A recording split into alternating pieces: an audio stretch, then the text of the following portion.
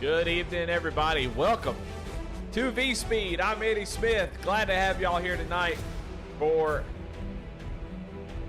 the Deez Nutz Podcast 300 Memorial Day race here in the Moonshiners Racing League.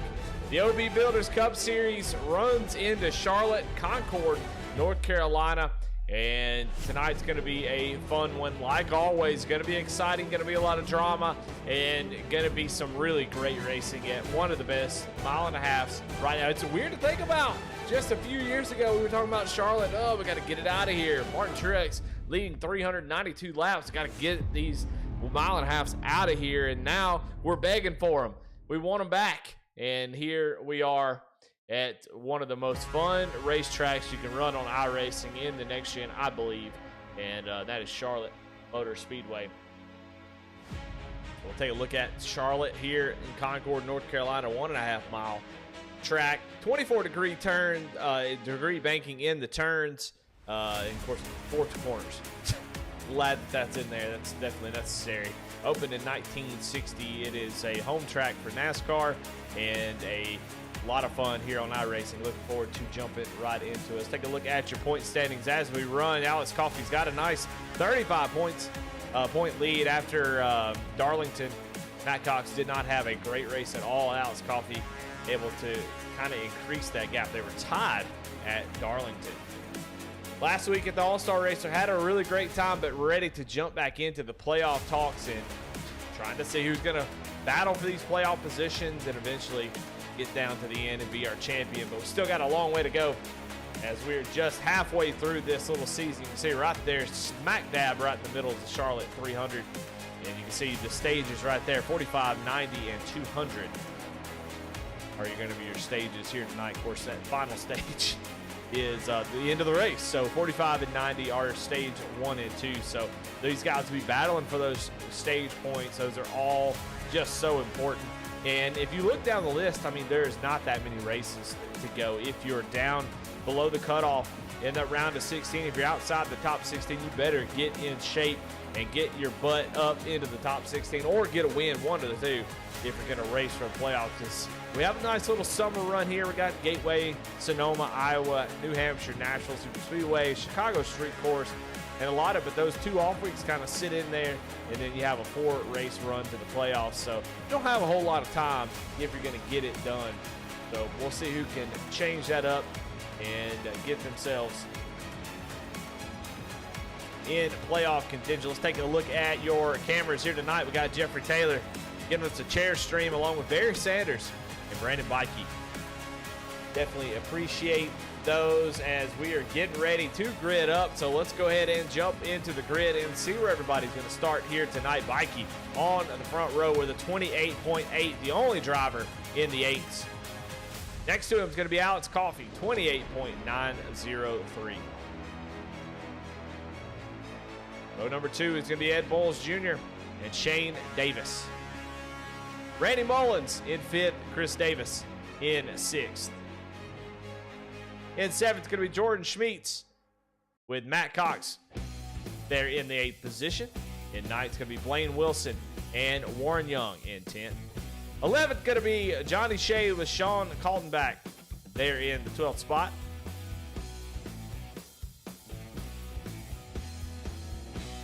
In 13th, going to be Hunter Carmichael with Andrew Nieder in the 14th position. Paul Whitley starts in 15th, and Sean Rogers in 16th. 17th, Nigel Christensen, Nick King in the 18th spot. 19th, Garrett Crawford with Kyle Holden in 20th. Brandon Fetterplace is going to roll off 21st with Jamison Middlemiss in 22nd.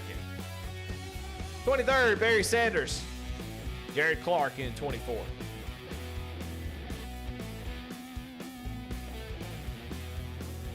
25th, Nicholas Atwood, Paul Gallimore in 26th. 27th, Casey Ryback, Justin Belmont in 28th. 29th, Dean Motley. And 30th, Caden Norfrey. 31st, Chad Sullivan with Aaron Matthews in 32nd. 33rd, Shane Parrish with Jeffrey Taylor in 34th position. 35th, is Tim Wortman Jr., which that's surprising. He had really fast practice time, but he's going to start in the back in 35th with John Bender in 36th. 37th is going to be Darren Mills with Matt Mackin in 38th. And then round out your field is going to be Matt Medler in 39th.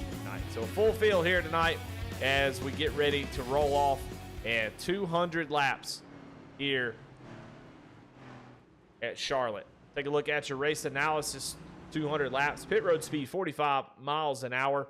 6 total tire sets if you need them. 1 green, white, checkered attempt. 100% fuel load. Open setup. And the fuel run is going to be anywhere between 60 and 65 laps. Somewhere around in there will be about what you're looking for to get down pit road for that fuel. Now, of course, we'll be talking about tires a lot, as always. You want to take care of those tires if you can. You do not want to be burning those things up here early. Now, 45 laps doesn't sound like a whole lot, but here at Charlotte, this track can get really tight on you, especially later on in the run. These guys do have control over the setup, so we could see just exactly how they have set them up. Maybe, you know, try to set them up a little bit looser so they don't get tight. But I still think that right front's going to take a beating towards the end of those runs. So around 30, 35 laps, they're really going to start to feel it. So I think this first stage, you'll want to push it pretty hard, but just be a little bit patient, not too rough on it. And then the next stage, you kind of have a little bit less laps to run, and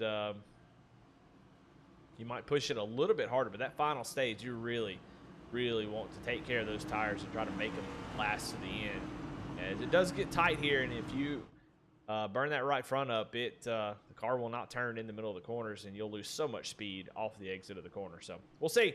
Right now, Brandon Bikey going to lead us down the back straightaway with Alex Coffey outside of him. 2 big players all season long. They've been up front. We've been talking about them a lot, and no surprise to see them here. If you're wondering about the fog, likely the same humidity that NASCAR said that the real Cup Series couldn't run in is turned up here tonight, which causes this sort of fog to set on the track. So if you're wondering why is it foggy, well, that's why. The humidity is jacked up just right around the right point to make it a little foggy on track. So if it's hard to see, you know, blame God, I guess. I don't know.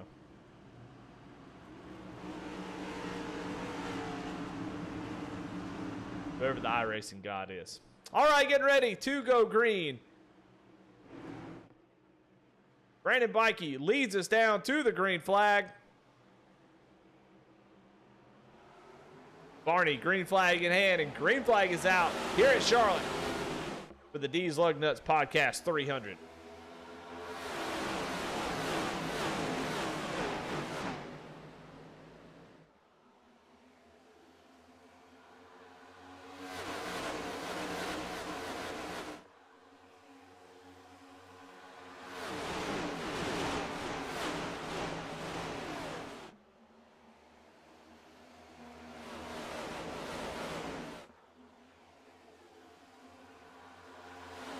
Well, so far so good. Mikey's going to lead lap number 1. You can kind of see him blinking out just a little bit, so that's got to make him a little bit nervous. But he does that quite often and is able to hang on to it. So just slight connection issues, but he should be fine. Look at Matt Cox already looking down to the inside of Alex Coffey, making moves here early. We'll see if he can make that move work down on the bottom. The bottom side is extremely fast here at Charlotte, but with the introduction of the dynamic track, Charlotte has turned from a completely bottom feeder track. See somebody down on the apron. I believe it's Casey Ryback, who had to go down pit road for some reason. Maybe a stop and go, a 40-second hold from a previous races. We saw Matt Cox get into the wall a little bit. But since that dynamic track update, the outside does have a lot of momentum. But as always, and it sounds like I'm a broken record, but as always, you can see the run that Matt Cox able to get off of turn 3 and 4. Running that outside line will be detrimental to your right front and your right side tires in general, but you can see the power of it if you use it correctly, which is if I need to take the lead, I'll just use that outside, and Matt Cox does it to perfection. Actually got a little bit of wall to help him get up there. So that's what you use it for. But you see, immediately right back down to the bottom and run that low line, as that's where all the speed and tire saving is. So Matt Cox looking strong here early, starting to pull away as we're going forward with Shane Davis.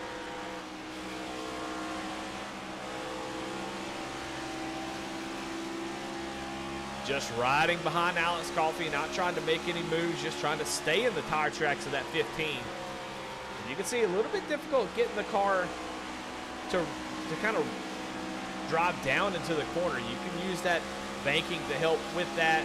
You know, of course, your setup dictates a lot of it. Of course, being right behind another driver, you have the least amount of downforce you could possibly have on the front end. So once you get back on the throttle, though, you do get a lot of grip. These cars make a lot of mechanical grip, and you actually see the toe that the 15 or the 79 got on the 15 there, and actually gave him a little bump coming off the corner. But he has got Randy Mullins all over the back bumper, and right behind them, you got Chris Davis alongside Jordan Schmitz with Nick King right behind Chris Davis, giving him a shove. And this is a battle for the 6th, 7th, and 8th position. And you can see the box these guys are in. You see some folks, see Blaine Wilson up there in that white and gray car on the outside making it work. And like I said, that is a great place to make passes on the outside. Use that to your advantage. And you can see Johnny Shade all the way up to the wall, but not quite able to find any room to get around the 38. So you see guys already trying to find that track position. I mean, this is a cluster of cars, and we almost have a 3-wide situation there with Blaine Wilson. But here comes the 54, Randy Mullins. That outside line looking strong here early. And it is such a weird game to play because track position is very, very important, especially later in the runs. And you also want to save those tires. So it is a constant back and forth on what do I do? Do I just, you know, I could be a superhero and go to the outside and make a ton of moves, especially with guys saving on the bottom. They're lifting early, doing all kinds of saving strategies to stay up front but save those tires all at the same time. And if you can jump up to the outside, you can make big moves. So it's hard to pick. Do I want to run the outside, get up to the front like Matt Cox is, or do I want to run the bottom, try to save those tires to be there at the end of a run? It is a tough call. Oh, we got big problems. Blaine Wilson goes around. Chris Davis down to the inside. Blaine Wilson backwards at the start-finish line. And we have our first caution of the night here on lap 10.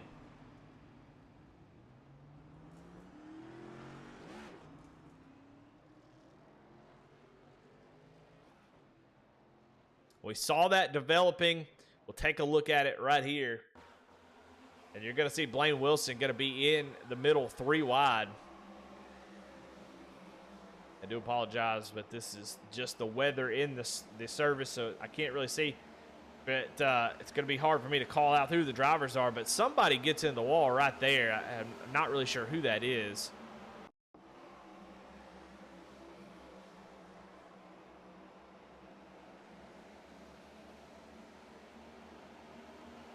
I think it's Jordan Schmitz is who it is. Yeah, Jordan Schmitz gets up a little bit out of the groove, and when he comes back down, I think Blaine Wilson was thinking about maybe taking it 3 wide. Watch this one more time. You're going to see Schmitz actually makes a little bit of contact. That pushes him up the track, and when he comes back down, unfortunately, Blaine was there, and man, Chris Davis took a ride through the infield.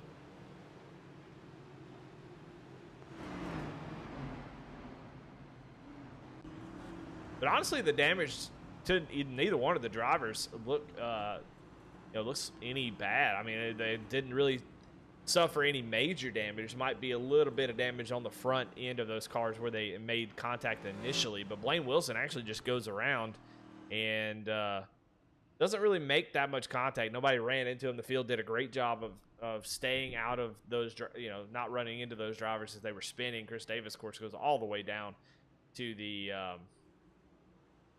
infield to avoid any calamity there. So while the first wreck happens here on lap 10 of 200, I think both those drivers will be okay. I think Chris Davis able to rejoin because he stayed up to speed in the position or right around the position he was running when all that happened. So he's going to be back in the 9th position. The big loser, of course, is Blaine Wilson, who is on pit road right now. It does have quite a bit of damage. He is getting fixed. No fast repairs here in this series, so he's got to get as much as he can so he can get back towards the front. About 54 seconds, it looks like. So he'll rejoin as we get ready to go green, hopefully pretty quickly. We do have a lap down car, so this will be a longer caution.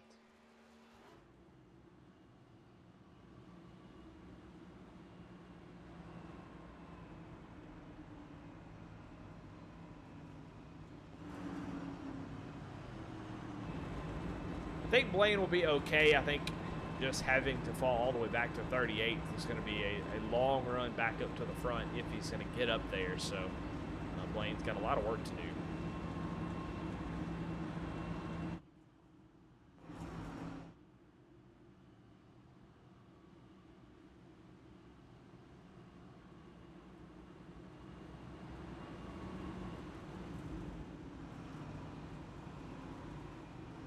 So far, you big movers, Matt Cox leading the race. Started back in 8th position, and he has used that outside line to get up to the front and get the lead. And he wants to continue to stay up front, get that clean air, be able to control the race like he is doing right now. He's made up 7. Nick King, though, back in the 8th position. He has made up 10 spots from where he started. So a lot of drivers on the move here early. I think track position here in these early stages is an important thing to consider. You know, if you burn them up as you get towards the front, I mean, Matt Cox drives up to the front. He burns it up his tires, finishes 3rd in the stage. Well, I mean, he netted quite a few positions. Nick King as well. So not a terrible idea. I like being aggressive here early. You save too early. You save early in the races with these stages.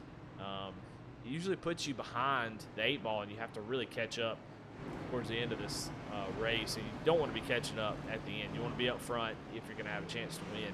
So saving too much early, I'm not sure is going to be the right call, but lights are out on the pace car, getting ready to go green. Matt Cox, Alex Coffey, Brandon Bikey, Shane Davis, and Randy Mullins, your top 5.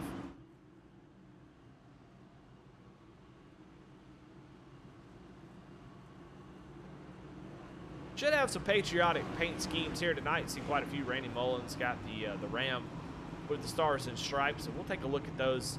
If the sun goes down a little bit and the lights do come on, we'll be able to see the cars a little bit better. This fog is making it a little bit difficult to show wide angles, to show all the racing, and also see the cars clearly. So we'll highlight a little bit more of those as this race goes on. It should be right around 8 o'clock sim time, so we'll see if that sun does go down and the lights come on. We'll highlight a little bit more of those. But a Memorial Day weekend race, even though it's Wednesday, it's middle of the week. This is like the Coke 600 for the Moonshiners Racing League. So here we go. Back going green. Pace car going to pull off. Barney's got the green flag in hand, and we're going to go back and racing. Matt Cox with control of the restart. Gets a great jump. Get out to about a car length over Alex Coffey and Brandon Bikey, so the battle will be there for 2nd places. Bikey's going to have control of that position going into 1 and 2 while the cars are coming up to speed. That outside line you can see as Coffey falls back to 4th position. That inside line just too strong. It's like Daytona, Talladega. Want to be right at the white line, the white-blue line as you're getting up to speed. Now, as the car gets wound up, that outside line will become a little bit more of a factor. See Alex Coffey trying to stay to the outside of the 79 of Shane Davis. And Gordon Smeets right behind him. Oh, a little bit of contact there with Nick King and Alex Coffey.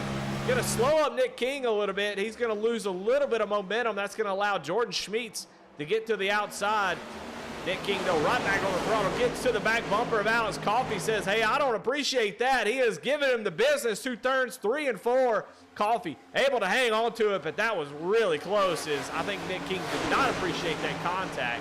It was going to let him know he's still doing it. He's all over the back bumper of Alex Coffey. Alex able to get away, and now Nick King going to be back battling with Jordan Schmeets. And man, you know, you get frustrated. You want to give that guy a bump, but you got to be careful that you don't ruin your own race. I think he sent the message loud and clear. Do not want to be in a situation like Blaine Wilson where your car has got damage. He is still giving him those bumps through the corner. Nick King now clear. Alex Coffey, don't know if he is brake checking him or not. I don't know if that's a run that he's getting. I don't think it is. I think Alex Coffey may have done a little bit of brake check there on the back straightaway. Say, hey, please get off my bumper. So tempers flaring here early. We love to see that. Be careful with the fireworks, though. You might ignite the atmosphere with whatever this is in the sky. We'll keep an eye on this little battle right here as Cox still leads the way with Brandon Bikey. It's really the top 5 in line until Shane Davis is going to pull out. We're going to watch Nick King as he is trying to prove a point here with Alex Coffey, but it looks like they are starting to make some moves up towards the front. Shane Davis now to the inside of Randy Mullins. See how hard Randy is going to fight. Seen him use that outside line a couple times already, so he knows how to do it. He's going to get the run off of 2. Actually makes contact with the wall. Shane Davis makes a wild move to try to avoid it. And Randy Mullins, all that he gained out of 2, he's going to lose his. Oh, it looks like Shane was going to try a little bit of a slide job there. That was definitely not going to work. Randy gets back into the RPMs, gets that thing back going. Now, one thing I do love about the next gen here, you can run in 5th gear pretty much the whole time at Charlotte. 5th gear is pretty good. You don't really need to shift, but what I do like about this track and this car combo is that you can shift if you get into a position like Randy Mullins was there. I don't know if he actually did shift, but if you get out of the groove, you lose a bit of momentum, you can actually grab that gear and help get you through the corner, especially later on in the runs. I think we'll see some guys start to shift, try to get the power down because that car will rotate through the middle. Randy Mullins now taking a look down to the inside of Brandon Bikey, but Bikey making that outside line work. He's going to go to the outside of Matt Cox and try to take over the lead. Big run down the straightaway, back straightaway, and he looks to try to get in front of Matt Cox, but here comes Shane Davis following him through. Now Shane Davis to the outside as Brandon Bikey takes over the top spot. Big push from Shane Davis down into turn 1. Will they pick different lines? No, they go right down to the bottom. That leaves Randy Mullins with Sean Kaltenbach on the outside. Mullins not able to get the run that he might need. Will he take a look? No, he's going to shove the 79. A little bit of a bumper cars here. That opens the door for Sean Kaltenbach with a nice run down the back straightaway into turn 3 and 4. He's going to be side by side with Shane Davis. Sean Kaltenbach, somebody who we did not mention about being big movers, and he is up from 12th all the way to 3rd, trying to look and take over that 2nd spot. But he's got the 79 on the outside. He can't quite clear him there on the bottom. That outside line, a little too strong right now. Now the big question to me is, will the outside be stronger later in the run, or will the inside be better? I'm wondering if the outside will not be able to keep the momentum up a good bit better than the bottom as the bottom starts to tighten up. And all that means is you're not able to get the car slowed down, get it to turn through the center on the bottom. And when you run that outside, you're able to allow the steering wheel to open up a little bit more and keep that momentum through the corner. You get those big runs off the corners. Man, we see Shane Davis get into the wall, make a little bit of contact with Sean Kaltenbach, but they're able to keep it together. These next-gen cars really tough. They don't mind making a little bit of contact. We know that for sure. I mean, that last year, they're not killing folks. They were so sturdy. They did make those changes to the front clip, made them. Oh, here we go. Shane Davis to the outside. We got a 3-way battle for the lead. Shane Davis not able to keep his foot in it. He is going to fall back to 4th position as here comes Randy Mullins. These guys are racing. Here comes Nick King, Matt Cox, and Alex Coffey to join the battle.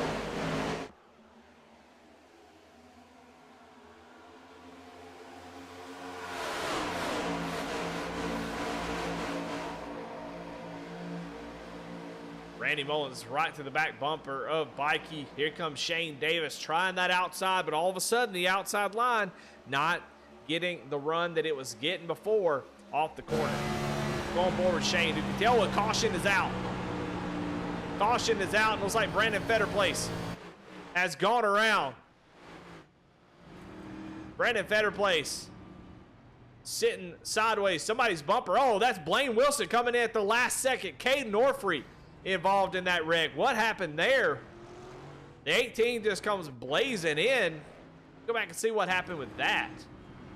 It looks like Jared Clark just pulls out in front of the track, and the 18 trying to avoid it. He's going to lose a bumper, so big damage to the 18 there. But let's go back, Brandon Fetterplace, and see what happened that brought out this caution.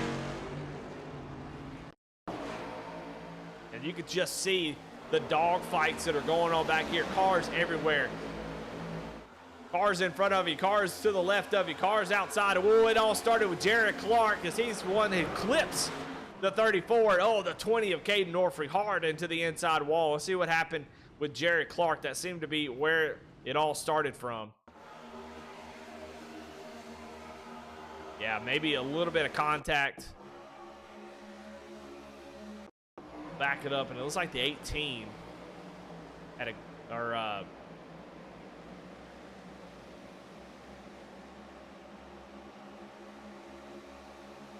13 had a great shot of this if I could find him. There's way too many cars in this series. No, that's a good thing. I'm kidding. There he is. He's going down pit roads. That's why. Right here, should be able to see what happened. Yeah, Jared Clark has to get out of the gas as he was getting really tight off the exit of turn 2. And when he did, it makes contact with those drivers. And poor Caden Orfrey just really nowhere to go. Watch this. On the brakes, trying to slow down, and just hit at the right angle that punches him down into the inside wall. And once that happens, that inside wall is stout. All right, pit stops did happen. Shane Davis came down. John Bender comes down and maybe takes fuel only. Nick King, Justin Belmont come down, 4 tires and a little bit of damage repair. Nigel Christensen comes down, Dean Motley, all those drivers come down pit road. Sean Kaltenbach, Brandon Bikey stay out as we have just about 17 laps left in this stage. So they're going to stay out and try to get these stage points. We'll see if those drivers who came down pit road are able to really make up any ground. I just don't know if that's going to happen with all the lanes being sort of blocked. I mean, we saw there, with that wreck, there was nowhere for Johnny Shea to go as a guy had to lift. There's cars just all around you. So if you have new tires, I don't know if you'll be able to make use of them. So we'll see if how far they're able to get up through the pack. But it seemed like a lot of these guys either stopping for fuel only, which is a little odd, or getting damage fixed. Shane Davis, the only front runner up there who we saw started to fade a little bit using that outside line, is the only one that took 4 tires, and that's really it. Everybody else took a little bit of damage repair.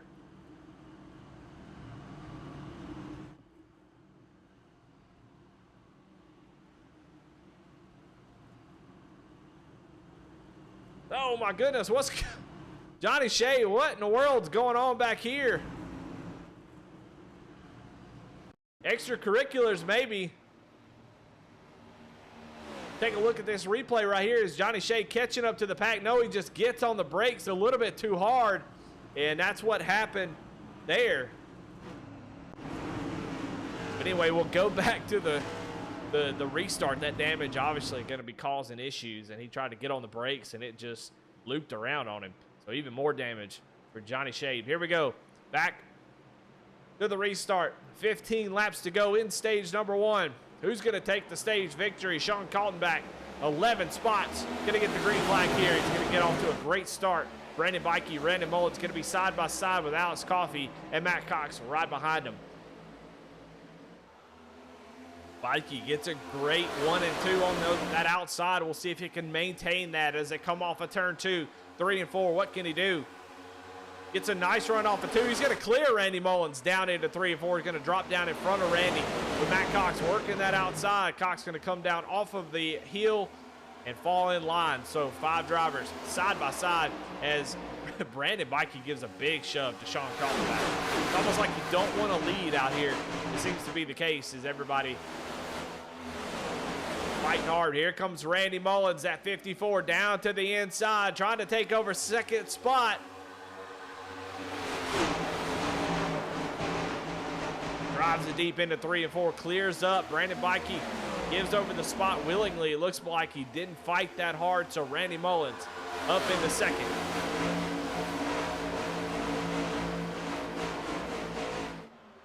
Randy Mullins wants the lead. He wants to get up there, lead some laps, and win this stage. Can he do it, though? Gets real close to the wall there as he almost makes contact. He's done that a couple times. And it's foggy. Still waiting on those lights to come on and help us out with this fog, but regardless of the weather, the racing has been good. Here we go. Randy Mullins got a big run.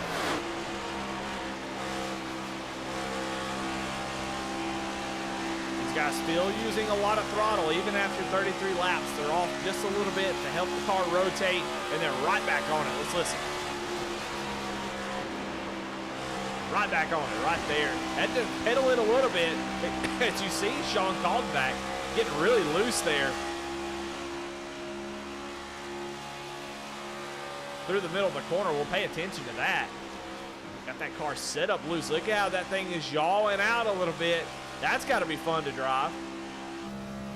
Let's go on board with Sean as we see what that loose condition looks like from the outside. You very rarely see that out of the next gen.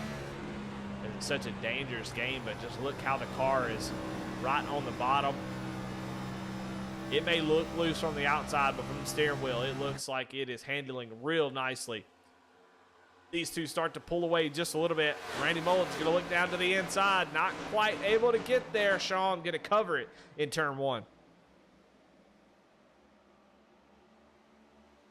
Big run down the straightaway for Randy Mullins. Not quite able to do anything with it just yet. Going to get a run off the top side. We'll see if he takes a look to the outside or inside. What lane will he choose? Down to the inside. And Sean Kaltenbach hold him off. We're less than 10 laps to go in this stage. And you see the outside line able to hold off that charge from the inside. Not quite able to make the pass, but he's still there on the left rear quarter. In 3 and 4, we'll see who's able to hold on to it. And you can see the 54 have to check up. So he drives it pretty deep into the corner, had to check up just a little bit. And that was enough for the run off the outside to hang on to the lead for now. But that brought Brandon Bikey into this battle. Randy Mullins is going to have to find a way around this 52 machine without slowing them both up. It definitely seems like Randy is pretty fast, but going to look down to the inside here. Don't think he's got the run to do it, so he's going to stay in line. As Sean going to run right in the middle of the racetrack. Looks like the 54, not really sure where he wanted to go.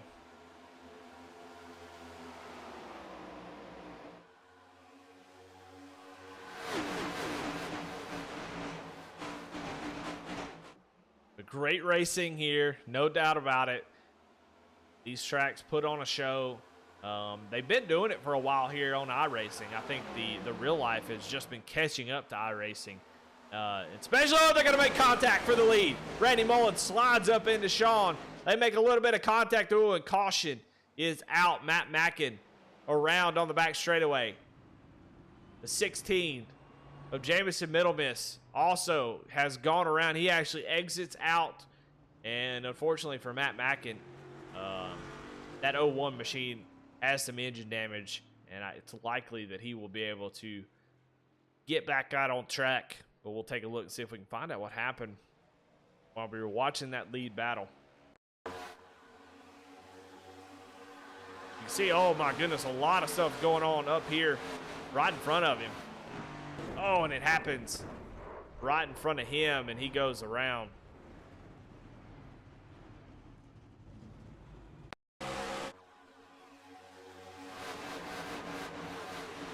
We can see that they were about 4 wide there for a moment. Take a look here as Alex Coffey was one that was falling back. I don't know if he had some sort of issue, but you see Middlemiss going to get up into the wall, get loose, come down, slam into the outside of the 83 of Tim Wortman Jr. Knocks his front bumper off, and the 19 just Felt lonely. Came in there. Oh, my goodness. Big hit for the 0-1. And we'll watch again as the 16 going to get loose off this corner. See Alex Coffey back here. Not really sure what happened to him. Let's see, gets loose. And, man, oh, big hit. The worst spot to hit the wall. Right there where it comes out, and then you see the 0-1. Dang it, boy. All right, well, Sean Kaltenbach and Jordan Schmeets, Alex Coffey all come down pit road under this caution, likely to try to flip the stage, which I like that strategy. It's always good. These guys are going to have to come down and get tires and fuel here at the stage break. So it's going to be about a 1 or 2 lap shootout, maybe 3 laps once we get this thing back going. Just depends on when the race goes back green.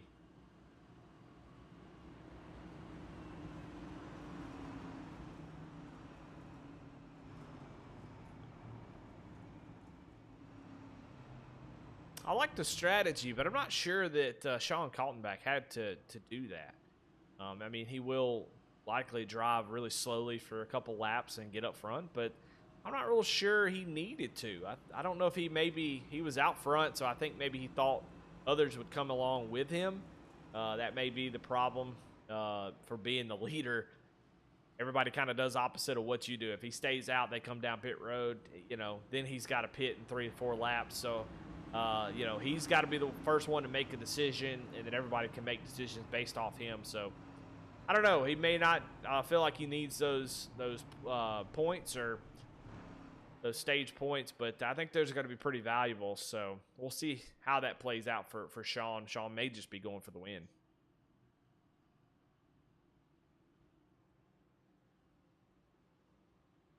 Well, I want to take time to thank our sponsors here.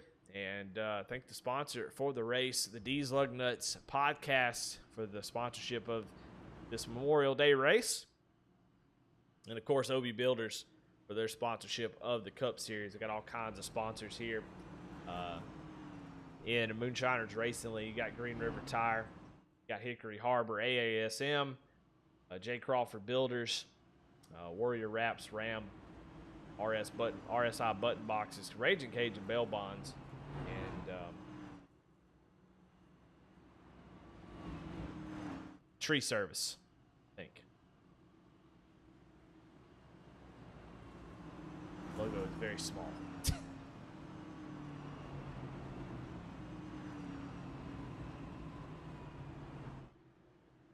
Well, the actual Coke 600 in normal conditions is 400 laps, and thankfully these guys elected to run half that at 200 laps. I'm definitely appreciative. I would absolutely lose my voice, especially if these guys race like that for 400 laps. My heart can only take 200 laps, I believe.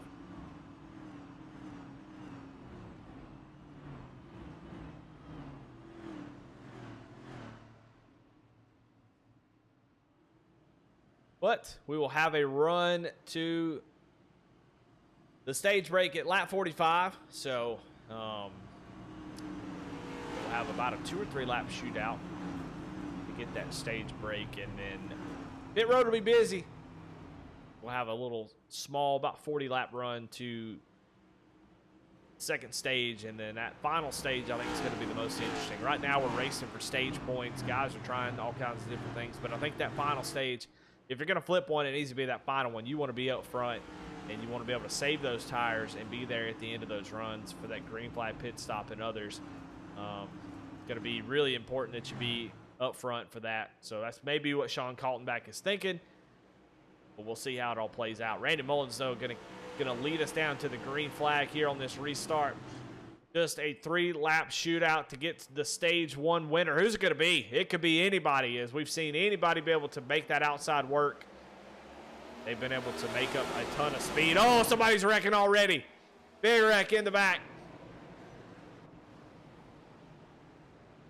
And it is Casey Ryback who spins the tires on the restart, and he goes around, and caution going to come out immediately.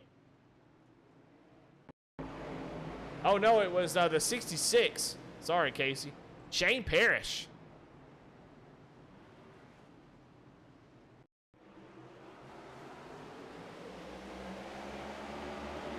And he doesn't actually spin his tires. I should probably just watch the replay before I say things. But there was a massive checkup you could see. Watch, right up in front, about 3 or 4 cars up. I think that's Barry Sanders. I want to say, I don't know who that is, actually.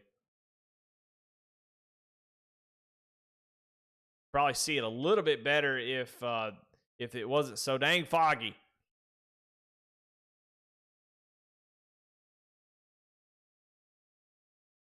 It is. It is the 88 of Barry Sanders here, and we'll kind of see from his point of view what happened.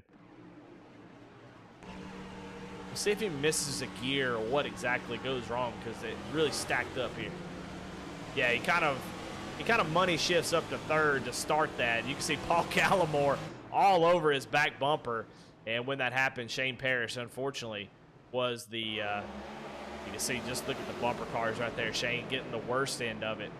And him and Casey Ryback go around. Somebody else gets a little extra contact there.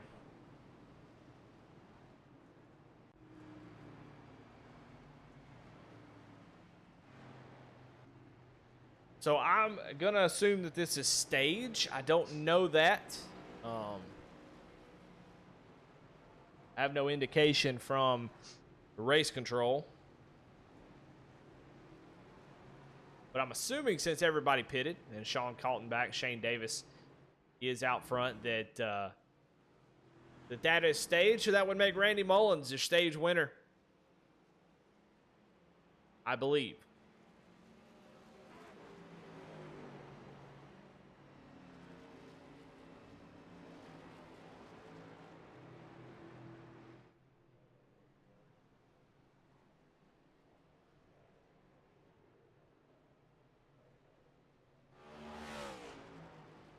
Don't know if this series has live race control or not, but I don't get any messages, so I don't know. But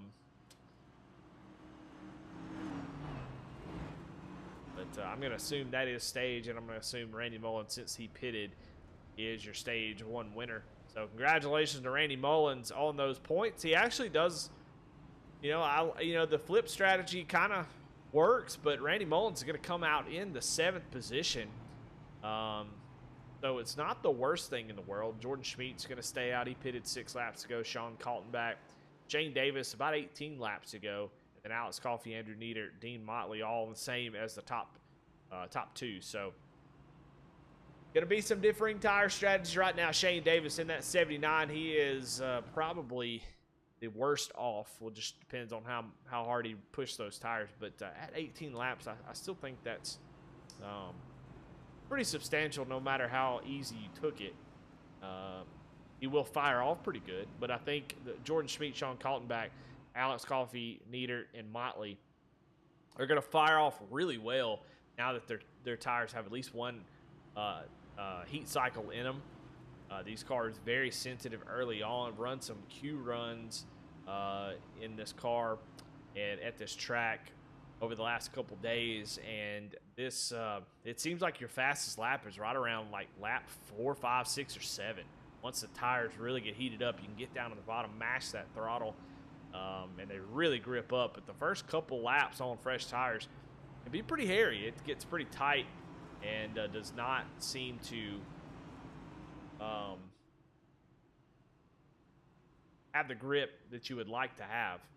So we'll see what these guys are able to do on these fresh tires, but I would like to think these guys that pitted 6 laps ago are going to have a pretty good grip level as we go green. They might try to pull away a little bit.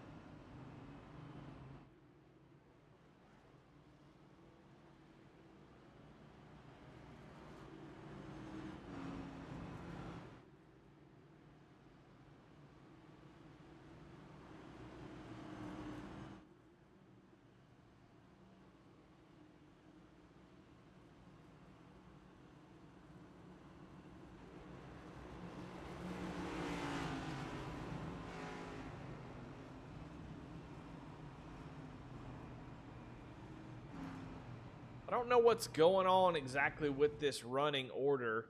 There seems to be a little bit of confusion with what's going on out on track. I don't know what we saw a couple drivers go around the pace car and then slow up, stop on the track. So I don't know if the caution coming out, and likely, well, I have seen this before. The caution came out before the whole field crossed the start-finish line. So there is a massive error with iRacing. It's going to be too complicated for me to explain. But when a caution comes out like that before half the field or the whole field crosses the line, iRacing timing disorder can have just a complete meltdown. And that's what's going on right now. So likely race control is telling everybody just line up where you are, get double file, we'll clear the black flags. And as we go green here, they do extend the caution to try to get it figured out. Unfortunately, they won't be able to do that. It's a frustrating glitch that has happened for quite a while, and it only seems to happen once everybody wrecks, right at the start-finish line on a restart like that. It will send half the field around to go around the pace car. There'll be a lap down. That's why those drivers did stop on track. So a little bit of confusion here. The best they can do is just line up where they think they were supposed to be and line up double file and just clear the black flags. Do a little clear all button, and that will take care of it. And it looks like that's what they're going to do. So a little bit of confusion. I know a lot of guys are probably all over the mic saying, hey, I don't know, you got to pass me, you got to do this. But there's really no resolution for this. You do not want to follow iRacing at this point. Half the field will be on a different lap. So they're doing the right thing, though, getting everybody lined up, clear all the black flags, and we'll go back racing. But just an odd iRacing bug that happens from time to time. But it looks like they are going to get cleared up as somebody just ran into the wall for good measure.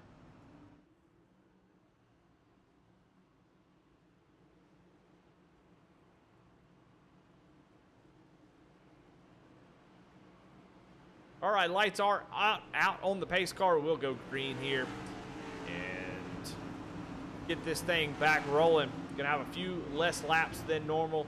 Do lap 90, so about 40 laps. Stage number 2. Who's gonna get it? Shane Davis up front. John Kaltenbach on the bottom row. Who is gonna win stage 2? We're gonna find out here. We're gonna find out what those tires can do. And caution out immediately. Oh, no, now it's back green. I don't know.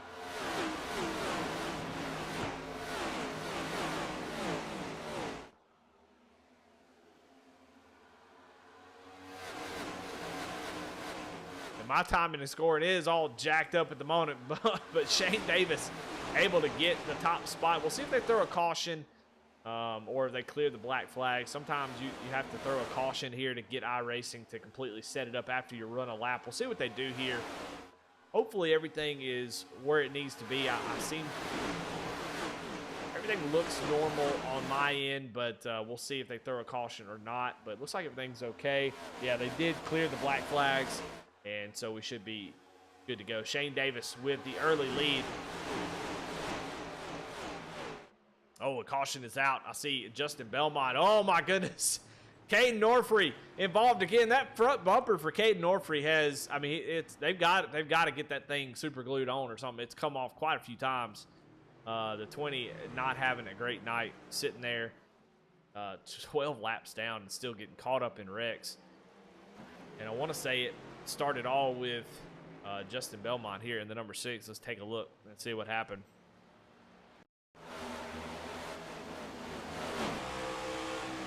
'91 gets into the wall, makes contact with Justin Belmont. He goes into the wall as well. So Casey Ryback not having a great little run here.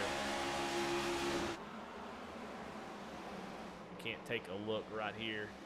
Gonna see the 91 get into the wall, and then comes back down the track, makes contact. Belmont comes up, and then multiple drivers, Caden Norfree being one of them. Contact again, Johnny Shade involved.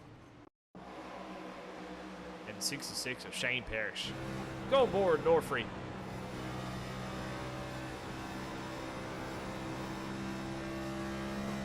He makes contact with the wall. You can see he's trying to find a clearance, but boom.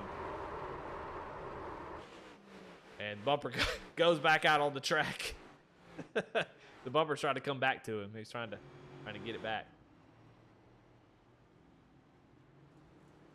I didn't really see what happened to Johnny Shade. We'll go back and see what happened. He's just trying to avoid it.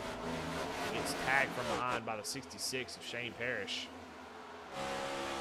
On board with Shane Parrish. Watch as all this kind of unfolds right in front of him. See the 91 about 8 cars up ahead. He's up into the wall now. And it's just everybody dodging.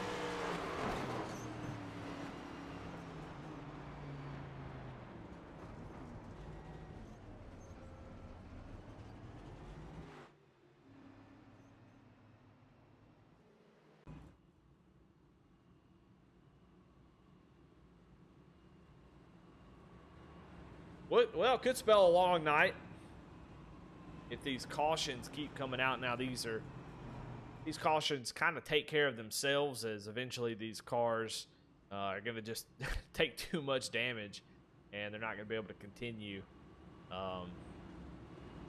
So far, still have, looks like, still about 30 cars on the lead lap. Shane Parrish going to go a lap down, still trying to fix some damage. Looks like Casey Ryback going to come out of the pit road right in front of the pace car, but he still has a good bit of damage. You can see that car not looking exactly right, so.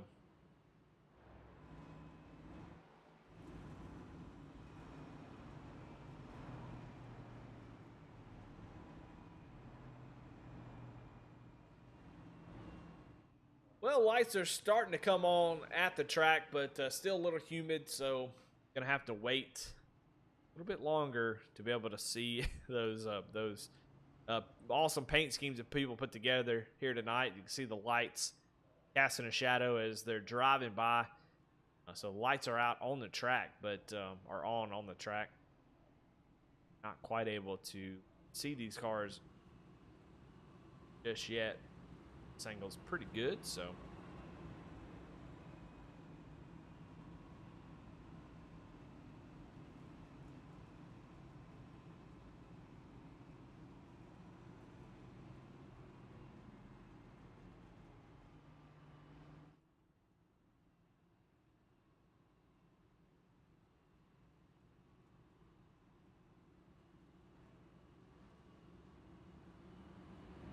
Take a look at our in-car cams.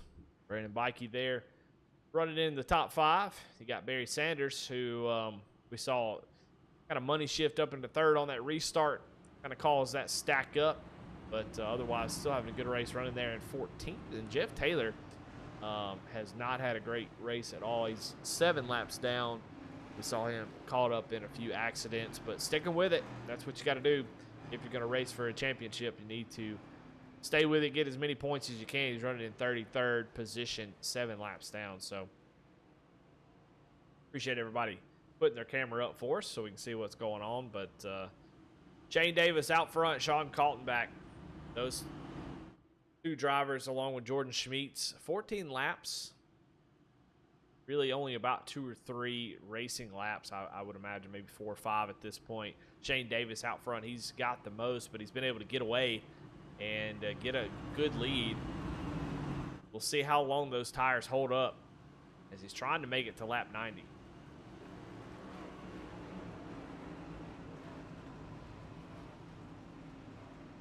Getting ready for the restart.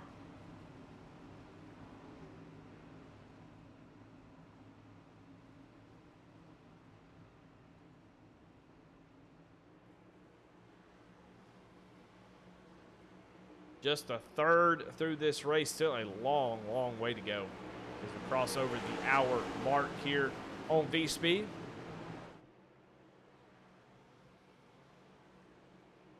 Into the Geico restart zone. Green flag back out.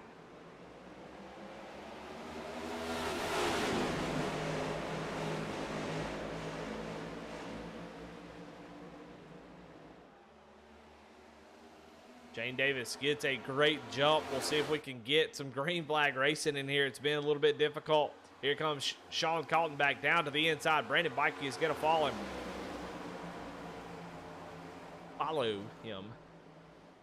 Schmitz holds on to that outside line, pushes through 3 and 4. Going to get the run off of turn 4. Almost got to the outside of Shane Davis. I think Shane's going to start to feel the pain here of those older tires as they get up to temp and these guys get up to speed.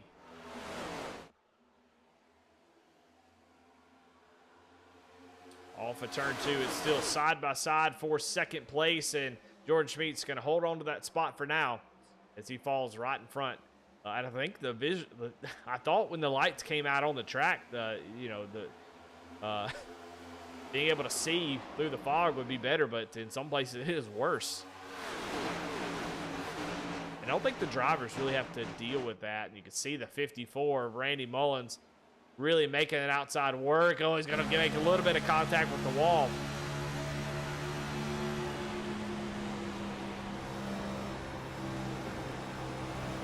Randy does have the freshest tires out of this bunch. Trying to make use of them quick.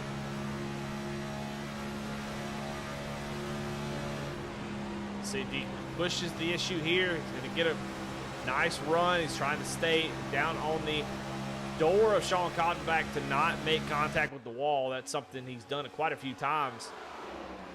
Going to grab that third position. Now sets his sight on second.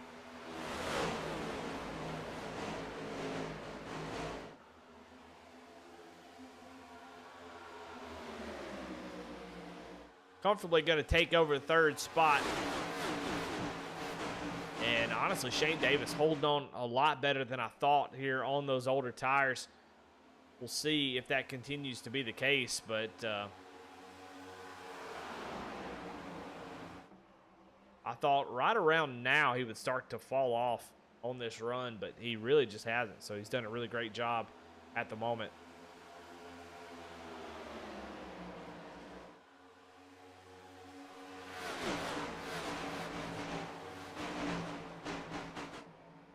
Still a long way to go, and Sean Caldenback going to get to the outside of Randy Mullins now, using his move against him.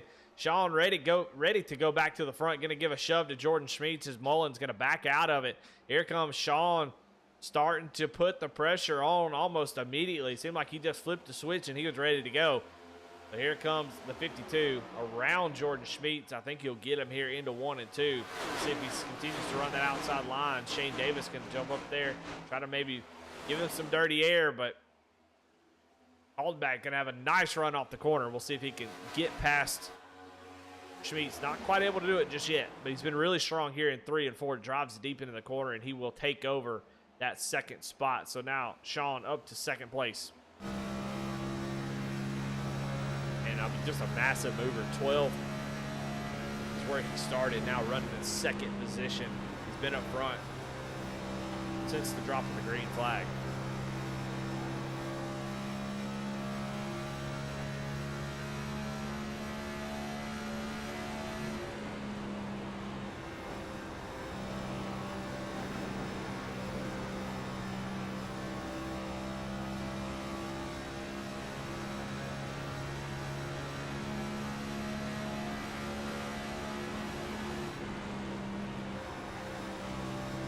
Guys are setting fast lap times after fast lap times. I'll tell you that right now. Paul Whitley had maybe an off track here. You see Matt Cox just a couple spots right in front of him. He was running up front most of the race, is now falling back into the 24th position. Obviously something has gone terribly wrong, but right around in here, you've got a crazy battle. These guys are setting fast laps. Barry Sanders set his fastest lap of the race, or actually the fastest lap of the race, running back here in 12th. And then right after that, Ed Bowles Jr. in the 38 car right in front of him.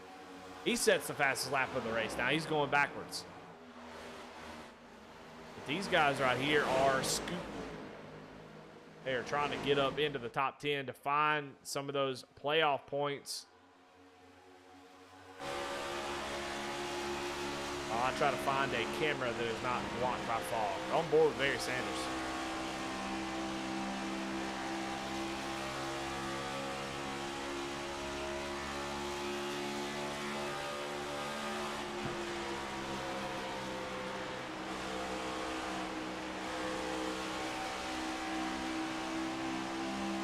see, blocked, just really nowhere to go. He's going to give the 5 a little bit of shove, try to help him along so he can get alongside the 36 of Nieder. But Nieder going to gas it up around the outside. So Barry having to figure out where he wants to go. He actually has to lift just a little bit as Ed Bowles gets around him on the outside, gets a run.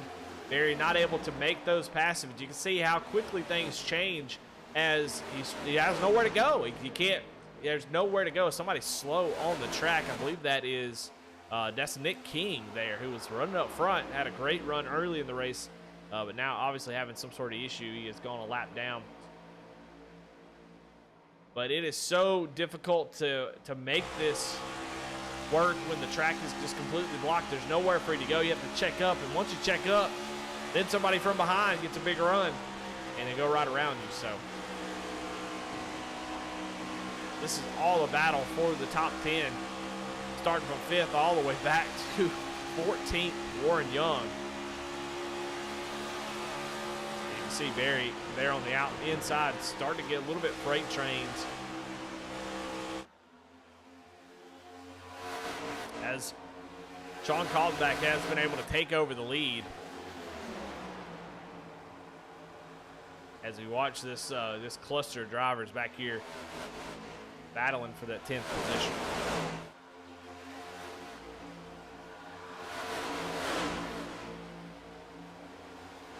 You're seeing sort of a 4-car breakaway as Kyle Holden here in the 59. Haven't really talked about him too much here tonight. He is about a second and a half back as these guys have been battling so hard that they have a little bit of that side draft, pull each other back, slow each other down, and it quickly becomes a problem where you are, as Sean Rogers gets really loose in the middle of 3 and 4 there.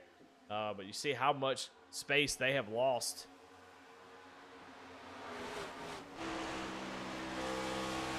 Out the back bumper, and Jordan Schmeets, who's running nose to tail with the top 4. Ooh, he gets a little bit loose. Here comes Randy Mullins for the 2nd position. Shane Davis, I got to give him a lot of props, man. Really awesome how long he's been able to hold on those older tires. He's got quite a few laps versus everybody else. He may have taken it easy on them. I'm not real sure, but regardless, still been hanging on for quite a while, but starting to fade a little bit here now as we get further into this run.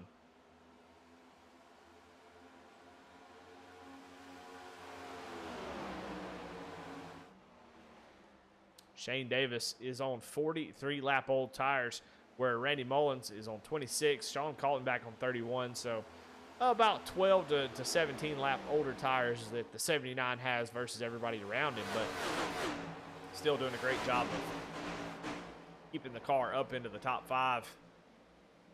As, man, I'll tell you what, these guys are getting with it. They're not playing around. This has been 2-wide racing all over the places. Ooh, somebody gets a little bit loose. Warren, the 3-car, Hunter Carmichael, down all the way on the apron, trying to avoid some drivers. But take a look at lap times. Everybody inside the top 10 running very similar. It just depends on if you're side by side with somebody or what. When you get single file, the lap times are pretty close. Is Andrew Nieder going to get a door up into the wall? Everybody trying to avoid him. And Nieder, though, into the wall. Big contact. He is slow. Yeah, I think that will, I don't know who, I don't want to incorrectly attribute that to somebody, but I think it was a 14 of Sean Rogers. Gives him a door in the middle of the corner. I think Sean maybe just got loose. I don't think he did it intentionally. But Nieder now in big trouble, falling all the way back to 17. He probably has some damage. And you see more and more drivers going around that 36. Obviously, car not driving as it was. See, making even more contact with the wall.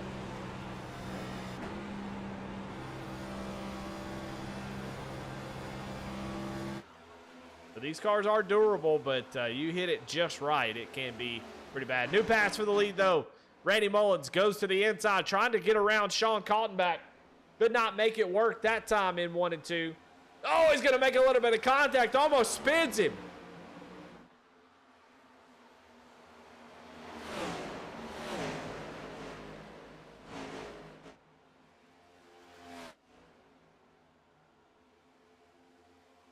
And that's going to bring this whole group right back to them as they continue to run side by side. Randy not quite able to complete the pass just yet.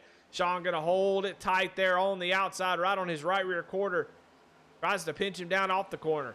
Randy Mullins still to the inside, but I just don't know if that inside line is going to work at the moment. We'll see. Going to run a middle groove here. Try to match the run off of 3 and 4. Sean gets a little bit of the wall. And they're neck and neck at the start-finish line. A little bit of contact there again. This time Mullins right down to the blue and white line. Here comes everybody else. Brandon Bikey now caught up to Shane Davis. Kyle Holden right behind him with Sean Rogers. They continue to run side by side. What a battle between the 52 and the 54 as they're battling for the lead. And the stage is still about 13 laps away.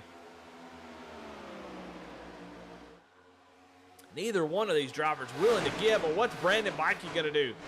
He has caught up to this group. But these guys running side by side, you're going to have to take it 3 wide if you're going to get around them, I believe, as they continue to side draft each other. You see Brandon Bikey get a nice run.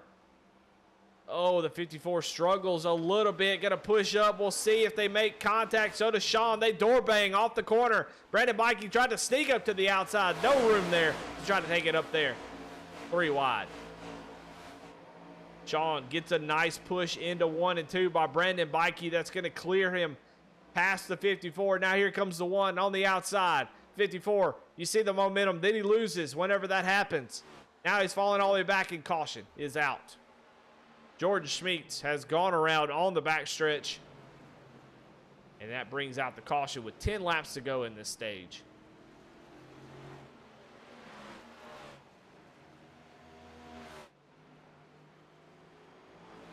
Take a look at the replay, see what happened to Schmeets.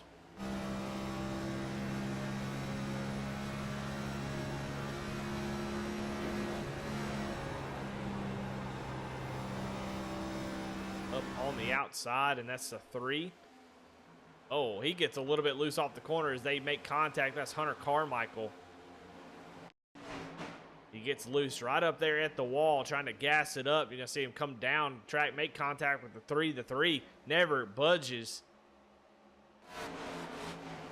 And Jordan just makes slight contact with that inside wall. He'll fall back to about 26, but that's pretty much where he was running towards the back right there anyway. So not too terrible, especially to get away without any damage.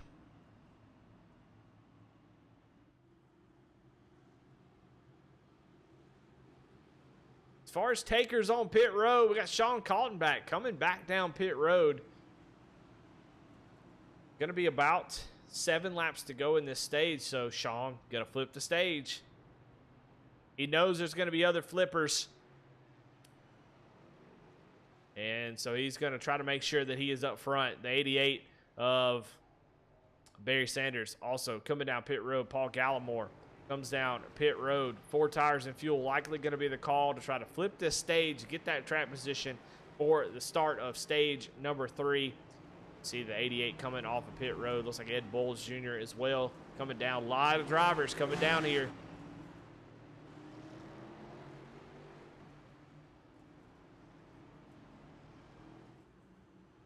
Up front, Brandon Bikey.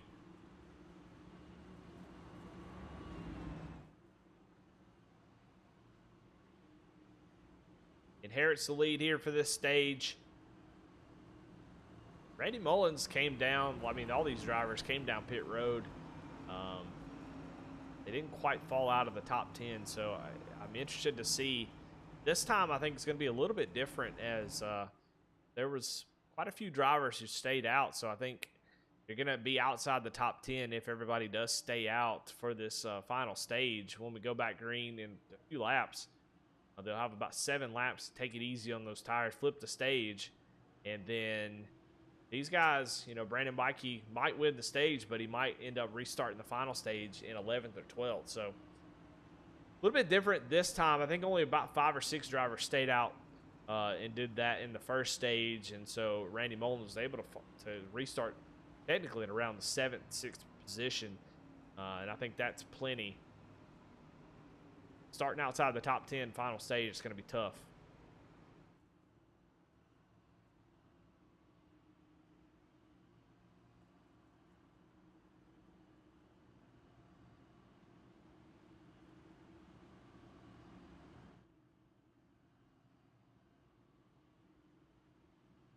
Some people talking in chat. Appreciate y'all being lively, keeping everything rolling. Zach Smith says John Mullins, question mark.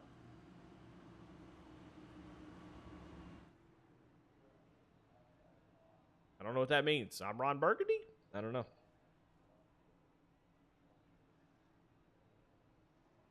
I don't know.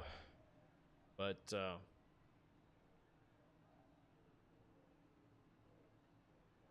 Kelly Coffee in here, Shane White, quite a few others. Appreciate y'all being in chat with us here. Is we are not quite even halfway, about an hour and 20 minutes into this race, so still a long way to go, especially if your driver is still in it without any damage. There's quite a few drivers who are out of this thing. Matt Mackin, Nicholas Atwood, Caden Norfree, Jamison Middlemiz, Garrett Crawford, Casey Ryback, Matt Medler, all these guys out of this thing. We've got a few drivers that are multiple laps down. That's Nick King and Jeffrey Taylor, who are 7 laps down. And then one driver solely on the 1 lap down, that's Jared Clark. So he will get the lucky dog if we get another caution here, which is likely, considering that we've got a stage in about 7 laps.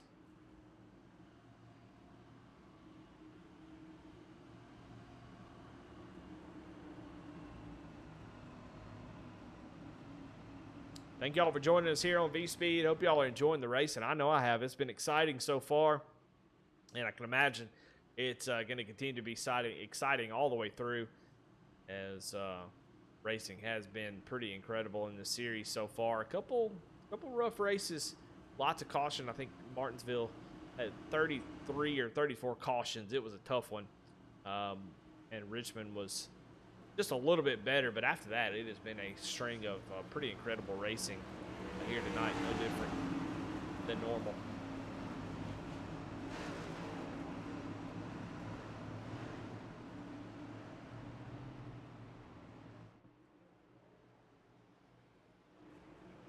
Alrighty, well, we're getting ready to go green. Just a few laps to go for this stage at lap 90.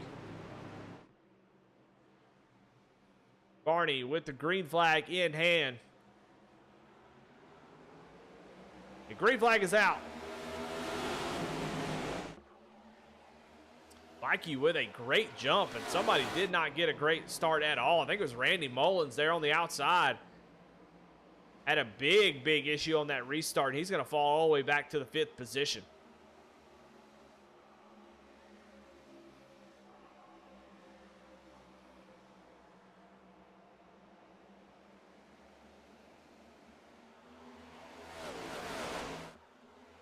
Oh, somebody going through the inside. I don't know who that is. The 33 of John Bender. Now he's going to get taken 3 wide. He took a ride through the end. Whoa, it almost makes contact there. As these guys are racing hard at the moment. The caution is imminent. I'll tell you that right now. Up front, it is Bikey with Holden. You got the 79 struggling on those old tires. He is falling back into the clutches of the 29 of Shane Davis and Chris Davis and Sean Rogers. Struggling to hold on to that position, but up front, Kyle Holden now makes his presence known inside the top 3, up on the very high side. Gonna make a little bit of contact with the wall as Randy Mullins right on his back bumper. Mikey clear about 3 car lengths. Can anybody close in? Fresh tires back up to the 9th position. Sean Kaltenbach here. About 40 lap fresher tires these guys have. You see right here, look at the difference that those fresh tires are doing. He is not saving them at all. He's going to look to maybe make it 3 wide. Actually checks up as the 3 of Hunter Carmichael. Comes back up the track, going to lose all that momentum. He's going to jump up to the high side, but got those fresh tires, but nowhere to go with them. Alex Coffey right in front of him.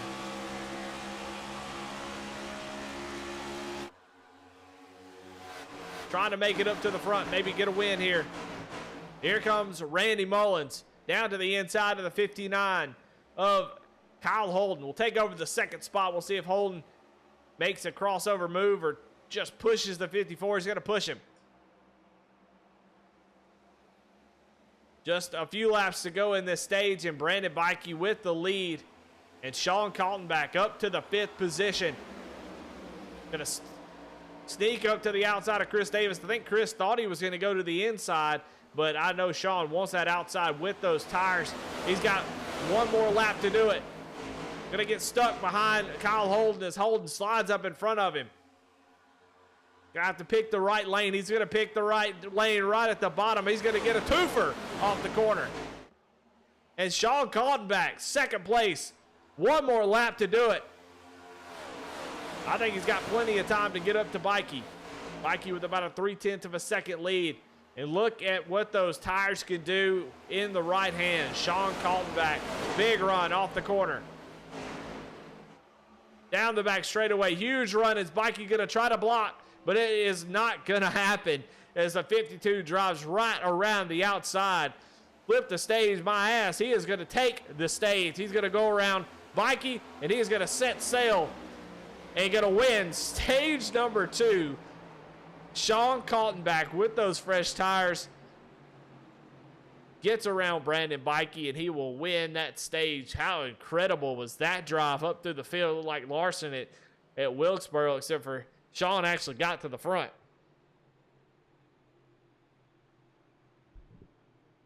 I'll tell you what, Sean looks incredibly fast here tonight, and he is, he's got all the strategy. I mean, they got 6 sets of tires. He will have one less than these other guys, so we'll see if that plays a factor later on, but I can't imagine it's gonna. I mean, he's only stopped for 2 sets, and we're already halfway, so he's got plenty. So we get to come down pit road with everybody else, and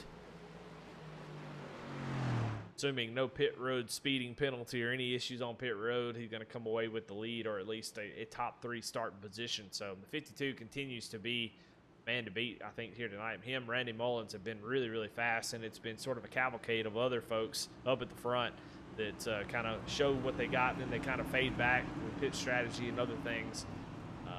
But I think this run we're going to see who's got the best long-run car, who can really make it work, or if we'll continue to have cautions, we'll see. But Kaltenbach is your winner, going to come down pit road. We'll talk to him right after pit stops and see what he thought about that drive up to the front.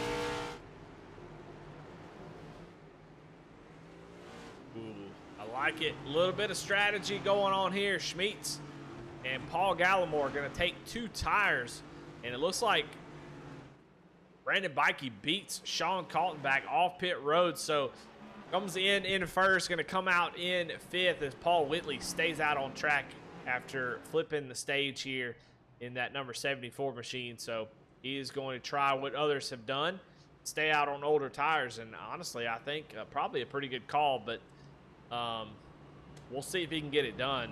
I want to be on the best possible tires for this run that has the potential to go the full fuel run distance. I do not want to be on the oldest tire, that's for sure. But let's see if we can get Kaltenbach in here and talk to him and see what he thought about that run.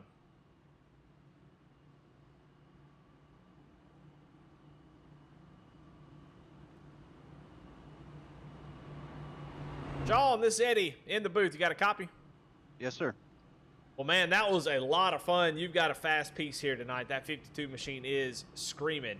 And you're able to take those tires. I thought maybe you were flipping the stage, but you were flipping me off as you were driving by to the front, man. How much fun is that when you've got a tire advantage like that and you're able to slice and dice through the field like that? It's fun. Actually, I was thinking about just flipping the stage, but I started going, and I was like, well, if we're making it this far up, I might as well try to see if I can try to come up there and win and just beat the crap out of them. We got 3 sets left, so I'll just use one more, and I'll still have 2 sets for the next stage. I think I should be okay. Hopefully. Well, the 52 looks pretty fast, and the 54 has been fast as well. A lot of these guys up for it, Bikey has been up front all race long. Who do you feel like is your main competition to get this win here tonight? Because you definitely come across as the favorite at the moment. I don't know. It all depends if we get to long run. I know Bikey's really quick on long run. Davis is. Mullins, I know those guys can be fast in the long run. Mullins is really fast in the short run too. I was kind of tight the first run we had, so I made a few adjustments on it to try to free it up. But if we end up going green, I'm not sure. I'm just hoping I made the right adjustments to keep it from getting too tight long run. Short run, it's great. Yeah, well, you're going to have the longest runs tonight if we can stay green. But now you've got some different strategy in front of you. You got 2 tires, a couple 2 tires in front of you. You got somebody that stayed out. How aggressive are you going to be here to try to get back to the front, or are you going to take your time? I kind of play it. It'll probably be just how everybody else is driving around. I'd like to go easier, hoping for a long run, but it all depend how everybody else is. How aggressive everybody else gets too. So you don't want to give up too much track position, trying to save tires and fall back to 15th. Then you're fighting an uphill battle trying to get back up there. All right. Well, you got a fast piece. Good luck, Sean. Congratulations on that stage 2 win. Appreciate it. There you have it. Good info from one of the fastest drivers here tonight, for sure, as we get ready to go green. Paul Whitley is going to lead us to the green flag as lights are off on the pace car. And I feel like it's getting darker. This fog is so bad that I thought the lights would come on and it would kind of negate the fog, but honestly, it feels like it's made it worse.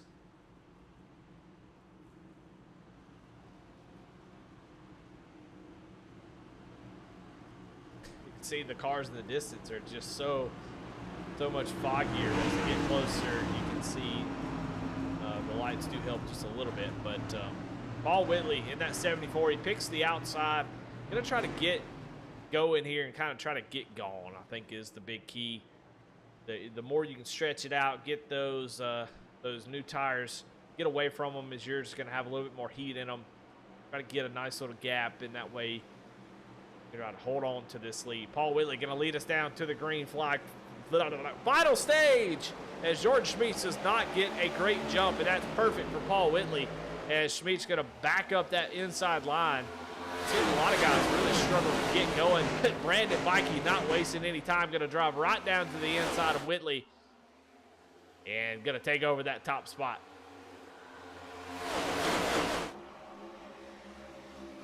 See Paul Gallimore here in the 6th spot, the 52 of Sean Kaltenbach. Just talked to him.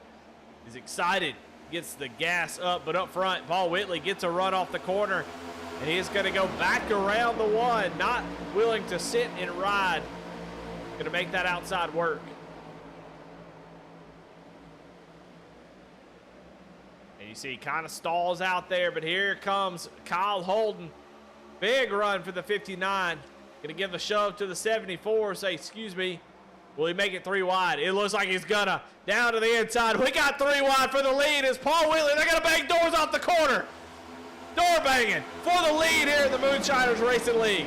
This is what we live for right here. 3 wide racing. Paul Whitley holding strong on the outside as they door bang.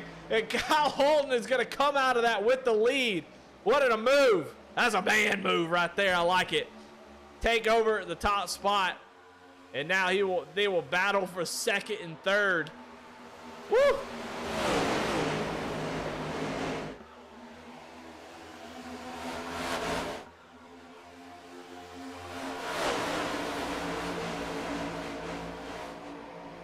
Go to a steakhouse. I want a big old ribeye and a side of some of that shit right there. That was awesome.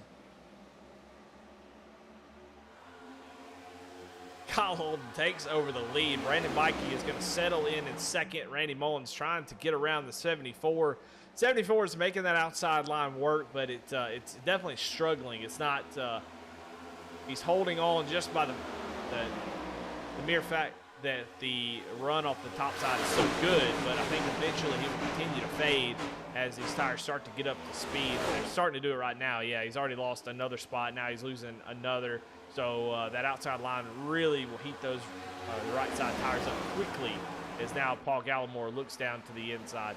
But up front, Kyle Holden was able to get away just a little bit, but man, the 54, Randy Mullins, comes screaming by after about 5 laps every single run, does a little crossover down into the quad oval, but look down to the inside. He will try to take over the lead.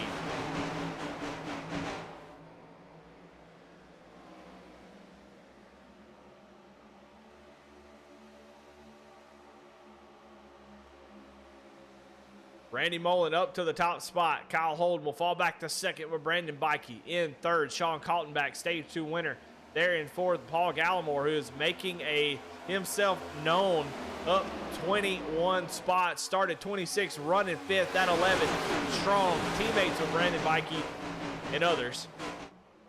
So you know that they've got the speed built into that 11. He's going to look, maybe he had a run on there he goes, down to the inside of the 52. And the run kind of died as he pulled out, as he has Sean Rogers all over the back bumper. Paul Whitley going to settle in the 7th position as we are single file here in the top 10.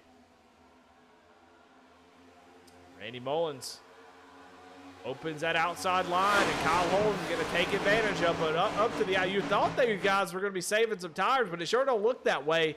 It looks like it's a fight for clean air at the moment. These guys are getting such nice runs that you really can't keep the lead. Kyle not able to get the power down maybe as well as he'd hoped in 3 and 4. Randy Mullins' car is extremely fast early in the run, like Sean said. We'll see if that long run protects him. But, man, I tell you, if I'm running in that 3rd, 4th, 5th position, I'm just riding at the moment. I'm going to watch me in an amazing battle and just save my tires.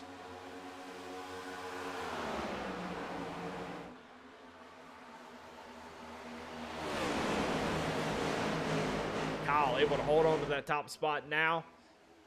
Maybe try to pull away just a little bit if you can, but it just doesn't seem like anybody's been able to get away.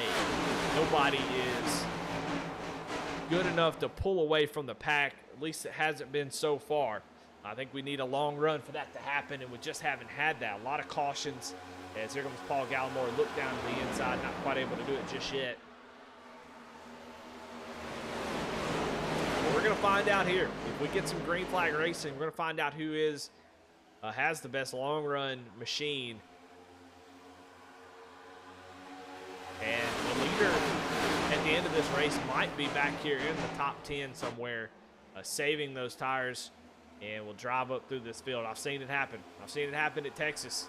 I've seen it with my own eyes. A guy running in 12th, run down the leaders after about 40, 50 laps. It was just chunking time off their times, able to drive up to the front. So we'll see if that happens here. We have yet to see a long run in this race. This will be the first test of that car that's set up in that right hood. Right now, everybody running in a line. Oh my goodness, Kyle Holden gets a little bit of the apron, gets loose. That's going to open the door. We got another 3-wide situation for the lead.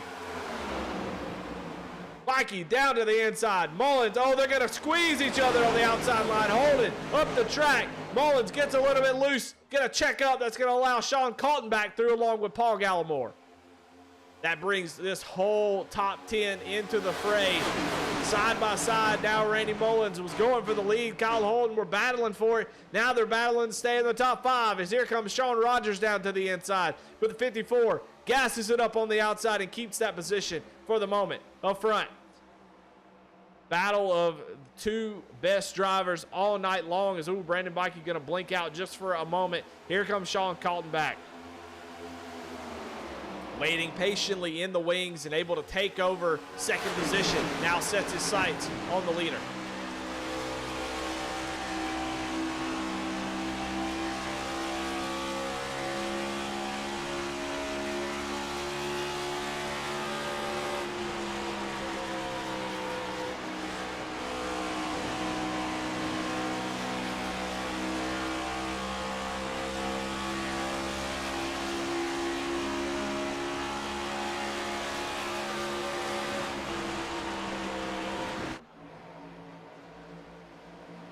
Gallimore looking down to the inside of the 54 of Randy Mullins, but Randy going to cover it as, look here, we got Barry Sanders now making his presence known inside the top 10.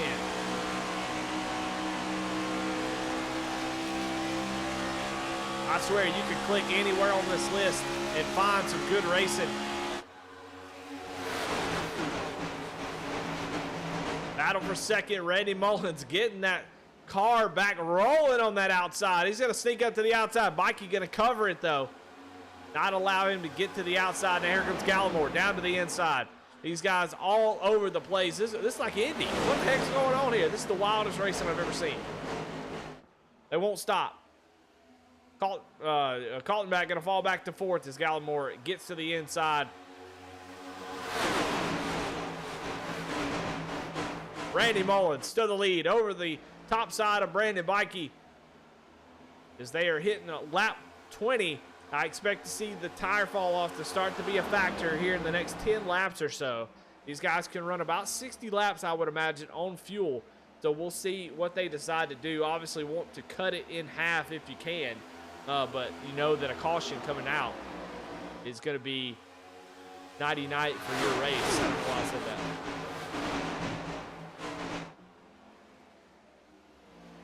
Bikey blinks out again, but Kaltenbach looking to strike here for the lead.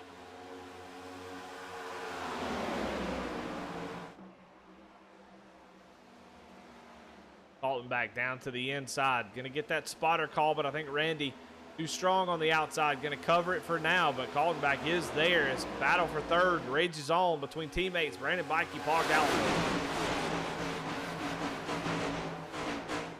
Kyle Holden going to push the one out to the outside, leans on the 11 a little bit, has to check up just slightly, and that's going to kill both the runs as Brandon going to be able to take over that. Oh, here it comes.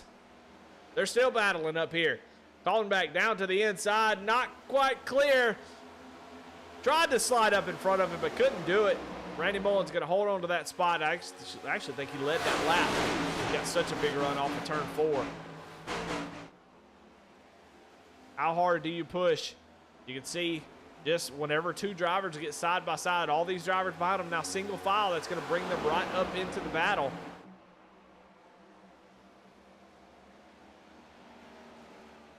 Kaltenbach trying to use that inside line, still not quite able to do it. He was so close to clearing him off for that one time, and that one just slight maybe miscalculation. I think he was clear, but just didn't want to push the limits of that.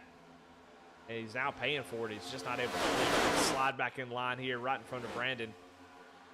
Brandon now going to look down to the inside. You can see the different lift points. These guys are lifting a little bit early. Bikey electing to lift slightly earlier than Sean to try to get down to that blue and white line.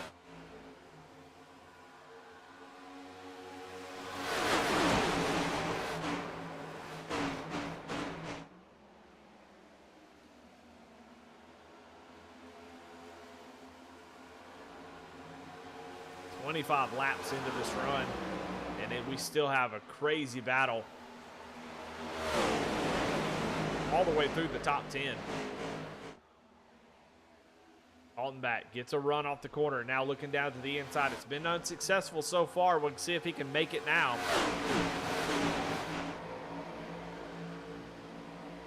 Oh, man, he's going to get a little loose. And 54, Mullins going to get really loose. And here comes Bikey. Lags out, gives a big shove to Kaltenbach as everybody has to check up as both the 52 and 54 get loose. I thought Kaltenbach had it cleared there and he gassed it up, got loose, and so did Randy trying to keep it to the outside. But all that with that bump from the one going to allow Sean Kaltenbach to get out to the lead. And now Bikey and Mullins are going to battle side by side. Mullins gets loose again, starting to wonder if that track change is not becoming a factor. Just a few more laps, and I think we'll see who's got the best long-run car. We'll go on board with Mullins, see what he's dealing with. And the next gen, of course, always a little bit different than other cars. You can drive them loose But the next gen is just a little bit sketchy. You can see he is really loose in the middle of the corner. He is really trying to catch it, and he's going to allow Kyle Holden to get to his outside. And that 54 machine is loose as all get out. Using that outside line might have heated that right rear up a little bit too much, and I think he is paying for it at the moment as he's not able to get the power down from middle off. He is extremely loose. Watch the steering wheel as he goes through the corner here, right here. Actually has a pretty good grasp of that exit. Didn't get loose there. We'll see as he goes down in 3 and 4, see if we can see what that looks like.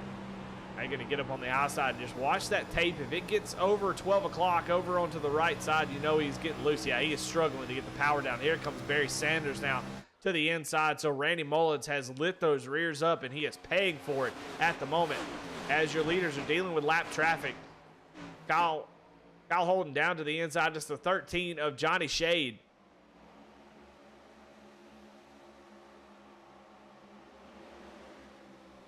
So lap traffic being dealt with at the moment. Brandon Bikey was able to retake the lead as we were watching other battles. These two starting to pull away just a tad bit from this other group as they are just kind of tiptoeing around the lap car of Johnny Shade. Now, somebody we haven't talked about just for a while actually is Alex Coffey, who went all the way to the back and now has made his way back up to the 7th position in that 15 machine. That's his teammate there on the outside going a lap down, and man, they're almost 3 wide behind him. Randy Mullins continues to slide. They were talking about him being quick on the short run, but you can see Randy really abused those tires. He is outside the top 10 in just about 5 short laps, so quickly it all became unraveled for that 54 machine, and now he runs back in 11th. But Alex Coffey, your points leader, now running in 7th, continues to march forward towards the front. We saw him up at the front early, faded back, but having a championship-like run, making it up, getting back up towards the front. We'll see if he can get up there and battle for a win, but at least hang on to that points lead as Matt Cox is back in the 14th position. Matt, of course, is in 2nd in points.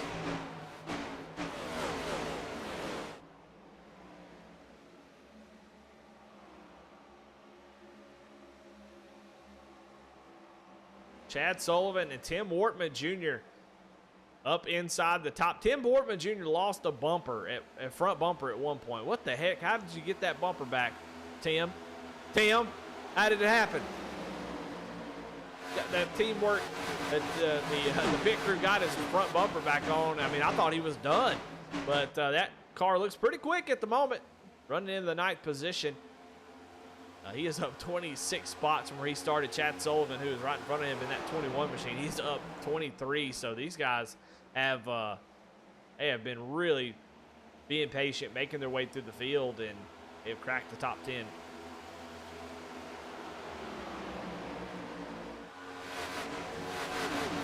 "34 laps into this run, Brandon Bikey continues to lead. We're going to start to feel that that long run. The tires starting to fade here, and those who abused it are going to start to feel that.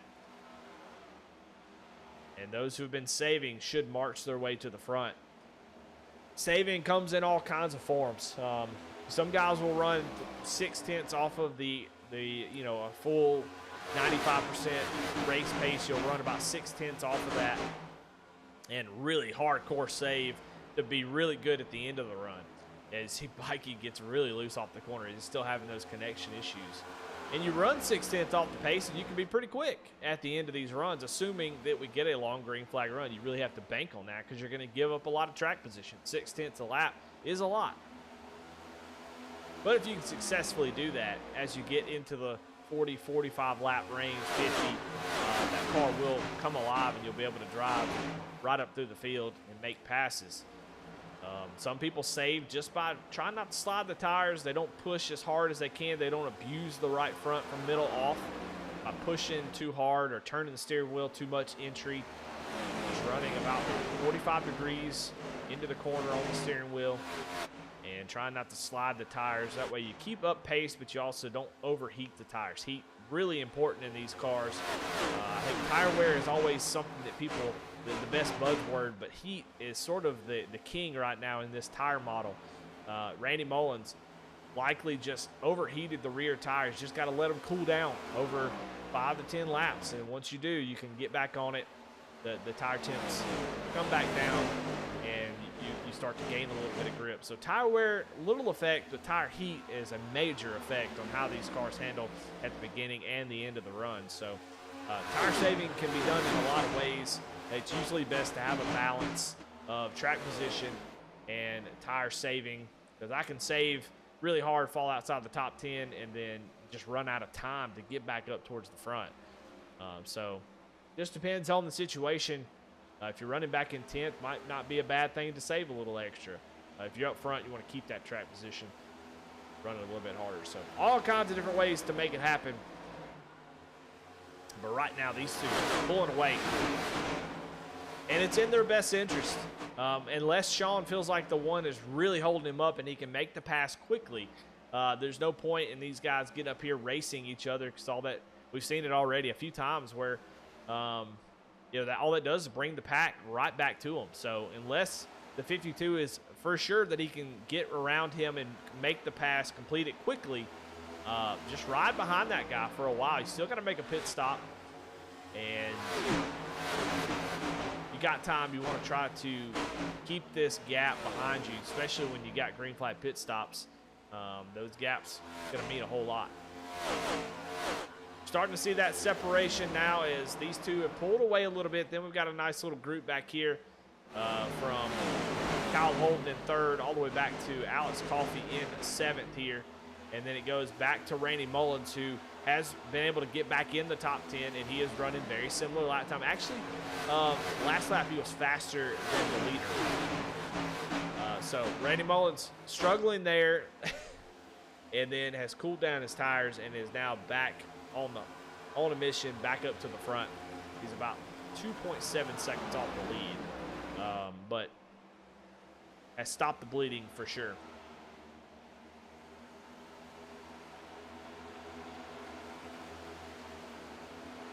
We look at times at the line, and that time by Chris Davis. Well, actually, Sean Rogers in that 14. He is up here running this high line. He was about a tenth faster than everybody in the top 5 as he's going to go around Chris Davis here, who is a lap down in that 69 machine. So 25 drivers on the lead lap, and so Jared Clark will currently be the lucky dog if we do to get a caution. Dean Motley, the next in danger of going a lap down. Up front, Brandon Bikey blinking out so much that my timing and scoring says Kaltenbach is up front.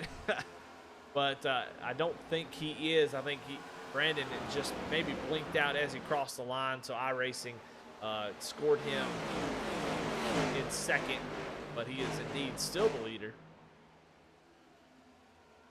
As they cross the line here, should correct that. Let's see.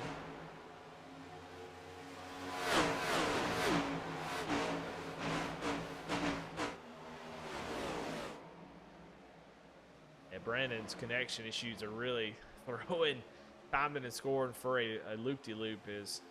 He is showing in 2nd, but he's actually the leader.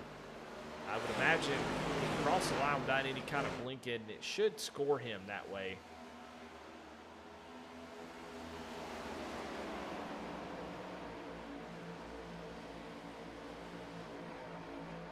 Yeah, it's not happy with him at the moment. It's still showing him in 2nd place. But he is indeed still the leader.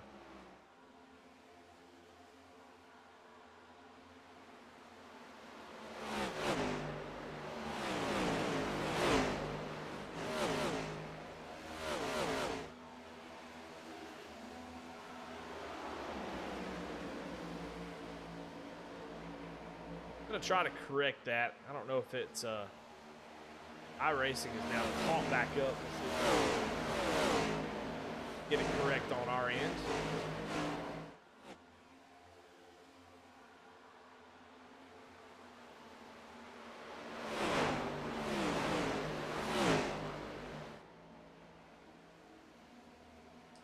But while I'm trying to figure this all out, man, look at Chris Davis coming alive.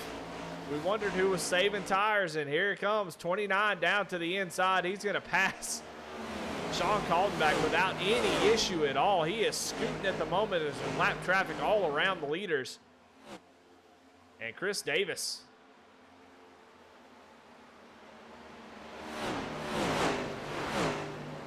up to second. So you got a couple drivers coming down pit road, it looks like.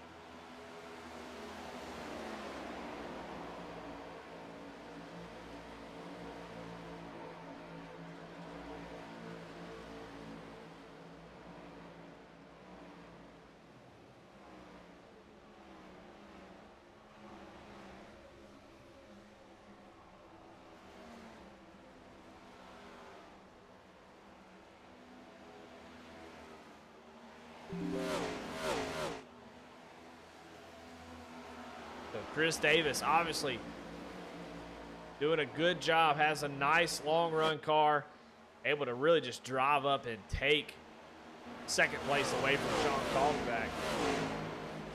It's be patient with me here as I try to get timing and scoring where it shows Brandon in the right position. I know it's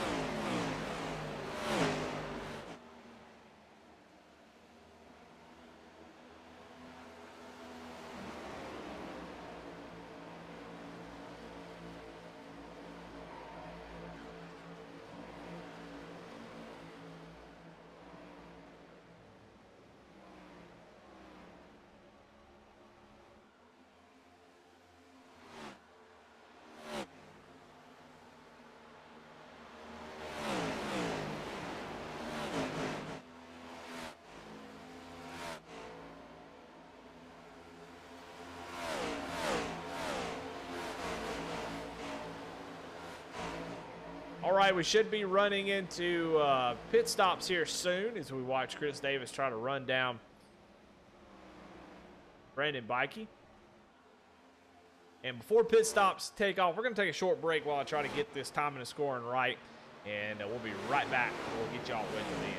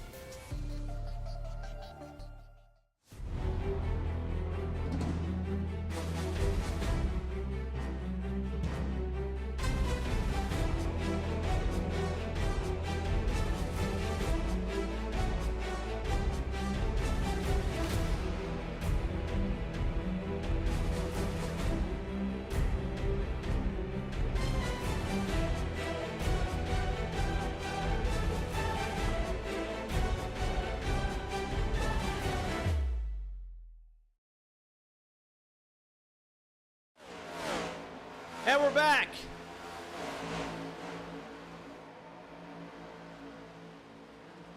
Here at Charlotte Motor Speedway, and Chris Davis is running down Brandon Bikey ever so slightly.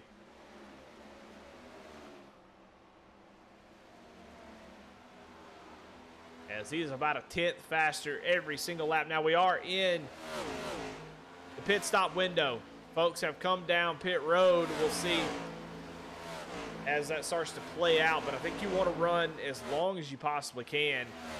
We're going to lose stint data here trying to get that the ticker and stuff right so all the running order is correct. But normally you want to run long. Long is the best way of doing it. Even if you're bikey here, you want to run this thing all the way out. Caution if you pit early. Could be pretty detrimental. And I think the biggest issue why I think that running long is so good is it takes 3 or 4 laps for the next gen to really gain a ton of time early on. So short pitting really is at a disadvantage there for a while until you get up to the speed in a 3 or 4 laps. So it doesn't gain like it would in another vehicle Running long usually means that, hey, I'll be able to make good passes at the end of the final run. So we'll see what these guys want to do. But right now, just watching as Chris Davis continues to run down the leader. Brandon Bikey ever so slightly back here. We got a battle. Sean Rogers, Alex Coffey. Alex has been able to work his way back up into the 4th position. Didn't really know what was going on with Alex, but he's been able to make his way back up into the top 5. And he is battling with like the 24 of Sean Rogers, or Nick King. Nick King is quite a few laps down there on the outside.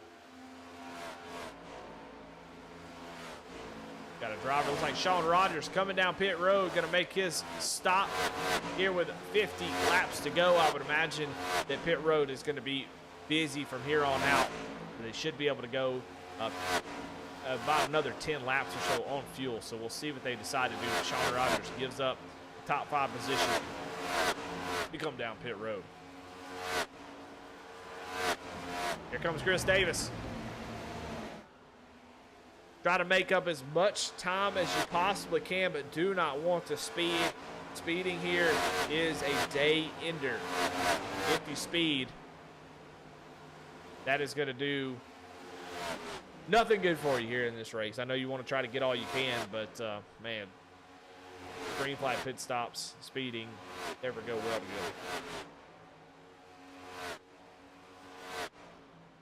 Here comes your leader. Brandon Bikey brings it down pit road. He said, well, I guess if Davis is coming down pit road, I better come on down as well. So that leaves Alex Coffey out on the track. He's got Randy Mullins all over his back bumper, though, so they will battle for the lead as they still have to make their final stop.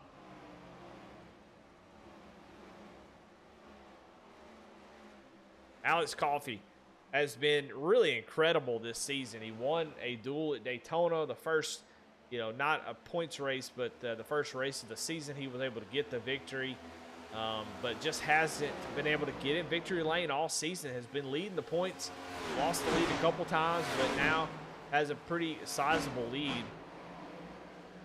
coming into this race, and just still waiting on that victory. He's been trying to find victory lane. We talked to him a few times. Frustrating was the way it felt like when he was talking about it, just saying, I don't know what it's going to take to get a win, and he has been feeling that pressure as we get through this season. He's definitely been in contention many times, just hasn't been able to cross that threshold. So tonight, running long here on this, waiting on his final stop. You see Paul Gallimore with those fresh tires going to go around him. Definitely playing the long game. You have to be careful, though. I like this call, but as you get down to the end of the race, I do worry, do you give yourself enough time to make those that long run speed, put it to use, as we're 45 laps to the end of this race. And his car definitely came alive around that 45 to 50 lap range. So I would imagine if I want to kind of hit that sweet spot, Alex needs to come down to the next lap or so, or you put yourself at a point where you just don't have enough time to make up the ground. So we'll see what he decides to do. But right now, Chris Davis and Brandon Bikey dang near nose to tail as they're battling with Barry Sanders, who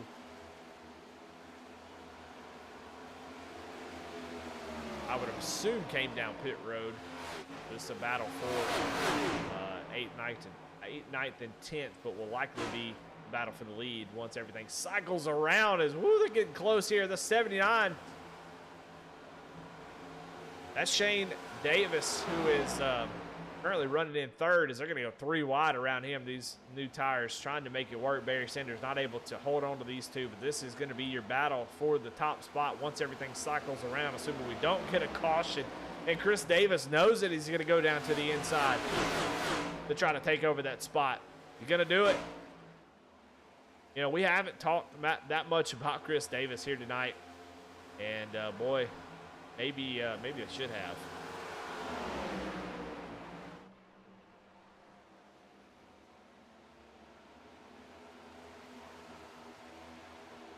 Still waiting on 5 drivers: Alex Coffey, Randy Mullins, Shane Davis, Blaine Wilson, Nigel Christensen to come down pit road. They elect to run long, but 40 laps to go. As they start to click off from here on out, you start to just, I mean, the end of the race is going to cut you off to try to run these guys down. The more that they run, right now, Alex Coffey running 30.7s, Chris Davis 29.6s, so a second faster a lap. Coffey's going to have to give himself time to make it up. Now, caution comes out, he's in good shape, and that's part of what he's working on. Right now, Chris Davis is a lap down, along with Brandon Bikey. So if a caution comes out right now, he eliminates at least Bikey, who will either have to take a waiver round or stay a lap down. Davis will get the lucky dog, but at some point, you got to pull the ripcord and say, I'm coming down pit road. And that looks like what... Oh, and Alex is going to overheat it. I mean, almost spun out. What a great save if he did not speed. That was an incredible save to get that on pit road. He was really hustling to get down there. And let's take a look at that replay again. As he's coming down pit road on board with Alex Coffey. Watch this. And I think he made it just fine. What a fantastic entry by Alex Coffey. Wow, that was pretty incredible. But down on pit road, that will give the lead over to Chris Davis. You can see they're crossing, those two still in their pit stalls. So less than 40 laps to go. And Alex and Randy Mullins going to have a lot of ground to catch up and a lot of cars to pass. So it'll be interesting to see if they can make up that ground with 10-lap fresher tires. It's going to be tough. Alex back to the 17th position. Going to have a lot of cars to pass here. That's going to be tough. Quite a few drivers still need to make their pit stops, so we'll see when they decide to do that. Chris Davis inherits the lead. Brandon Bikey battling with Barry Sanders. Barry's going to get picked here likely by this lap car. We'll see if they're able to get it settled before then. They're going to get picked by the 24. He's going to let the one go, and Barry's going to settle in third spot. Sean Kaltenbach going to have a little bit fresher tires. Barry has got 10-lap older tires than the rest of the group around him. So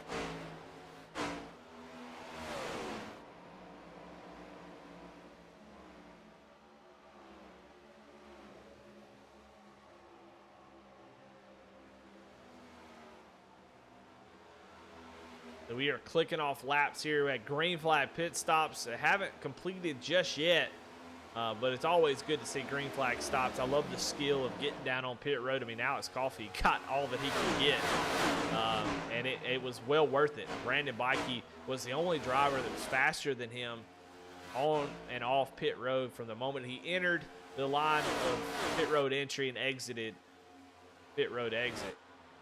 Coffey was pretty quick, so he definitely got all he could out of it. But he falls back to 16th position. And it's going to be right down to the wire if he's able to get back into the top 5. It's going to be, I think it's going to be a tough race. But it seems like the fog is kind of lifted. You can still see remnants of it, but we're able to see the cars a little bit. If somebody gets loose back there, who's that? I'm just clicking, but I don't see nobody, so I'm not sure who it was. I think it might have been Barry Sanders. Here we go. Sean Kaltenbach has caught these drivers, and now he's going to take over second.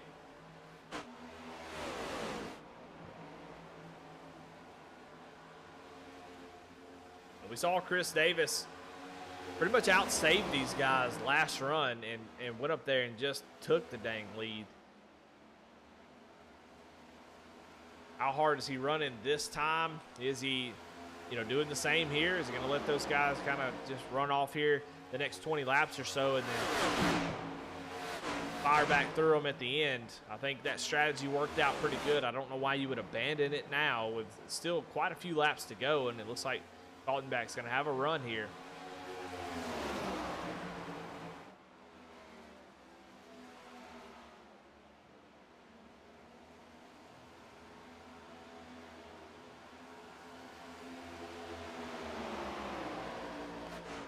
That lap counter will fool you. Still a long way to go in this thing, about 32 laps to go.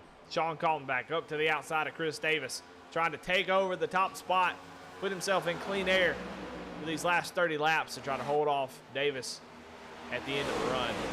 Kaltenbach was the first driver to kind of fall off between these two. You can see Bikey likely falling back, trying to save a little bit. He's about a tenth or two off of the guys right up here, so it's definitely a cat and mouse game at the moment. Bikey's saving as much as he possibly can, and Kaltenbach up to the front, but can he fix what happened last run where he burned the tires up, starting to fade there towards the end of that run? So 30 laps, we'll see if he can make it hang on to this lead.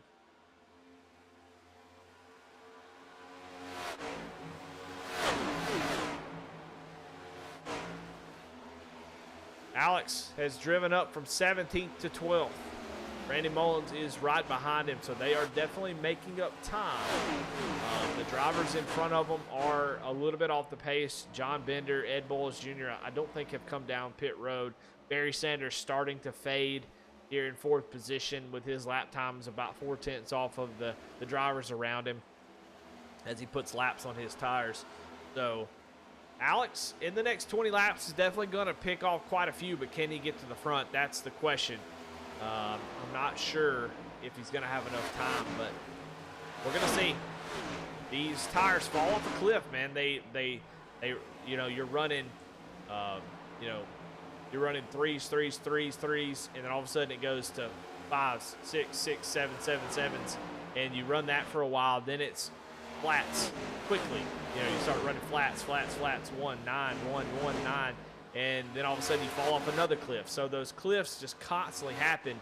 You fall, your times fall off, plateau for a few laps, and fall off again, plateau, and so it can be a little misleading if you look at lap times, because Coffee not that much faster, but he will not. He'll be able to run a lot quicker for longer as those guys hit those plateaus and fall off. Start to fall off into the 32nd bracket. As here comes Randy Mullins through the inside as they go around the 33. And Randy Mullins going to try to take over that spot from Alex Coffey. It will put him in the 11th position, as these guys are half a second faster than the 6, 7, oh gosh, half a second faster than 7 drivers in front of them. So they are definitely scooting at the moment. This is that one of those cliffs that I was talking about. These guys in front are running 30 flats, and these guys are still running in the 30 or 29 6s, 29 7s, and 29 5s in the case of, or 29 4 in the case of Randy Mullins. So they are making up a lot of time right now. We'll see if they have enough time, and they have to make the passes, get up through the field to even have a chance of catching these leaders. And the leaders, while you know, they're definitely scooting. They have, whoa, as Chris Davis gets really loose off the corner. And he is going to lose that spot to Brandon Bikey, but the leaders are playing a cat and mouse game. They are knowing that these three are they know that they are battling for the win, and they're just trying to outsave each other. They got each other within distance. They can strike whenever they want to, but they're just trying to save their stuff, and they're playing a cat and mouse game, which makes them run slower. If Sean Kaltenbach starts to slow up a little bit and I'm running in second, I'm going to back off just a little bit and ride behind him. Continue to save my tires if I can.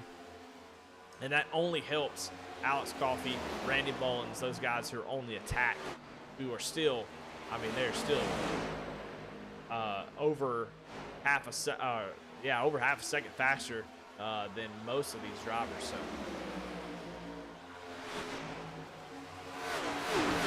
Kelly Coffey said, yeah, I think he stayed out a little bit too long. He was banking on a caution. Yeah, I think so, but we're going to see. I'm interested to see. I think it seems like there's only 23 laps to go, which it seems like, but that's also because it is. But these laps are 30-second laps, and if you're half a second faster, you can really cut into that lead. Randy Mullins is now just 9.7 seconds back from the lead. Just depends on how well they get through this traffic. Randy Mullins now to the back bumper of Aaron Matthews. who that's a name we have not said here tonight, but he is quietly running in the top 10. Randy dispatches him quickly. I think that's the biggest thing about going long is, you know, if you pit the same time as some other folks, you know, you have to really fight and battle to get around them. But when you have such an advantage on tires, you saw right there, he just drives right by him, no issues. So, and that was not Aaron Matthews. Aaron Matthews is up here in the 5th position. That was a lap car. So, everything I said invalidated. What am I talking about? I don't know. We'll see. Let's go on board with Randy Mullins. We'll see how he navigates this traffic now that he is catching up to some faster cars.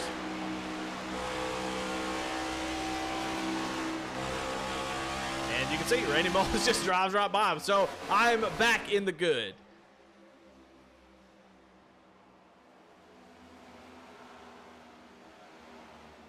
You see he's going to drive right around Barry Sanders, who's battling for the lead here. And Barry really struggling here at the back end of this run. And yeah, Chris Spears said in the chat, talking about Tim Morton, we did highlight him earlier, but he had lost his front end, and they zip tied that bad boy on there, and it is still rolling at the moment inside the top 5. He's trying to battle with Sean Rogers here. They have been nose to tail for quite a while, but Randy Mullins is coming. Randy has done a great job compared to Alex Coffey of slicing through this group of drivers, and Randy has kind of pulled away from Alex and is, he's cutting his lead down pretty quick. I think he's going to run out of time, but I'm going to say he's not going to run out of time because I think it's better for the broadcast. So, but Wortman for sure has had an incredible race after being pretty much dead in the water at some point. And up here running in the top 5. I mean, that's what you got to do sometimes.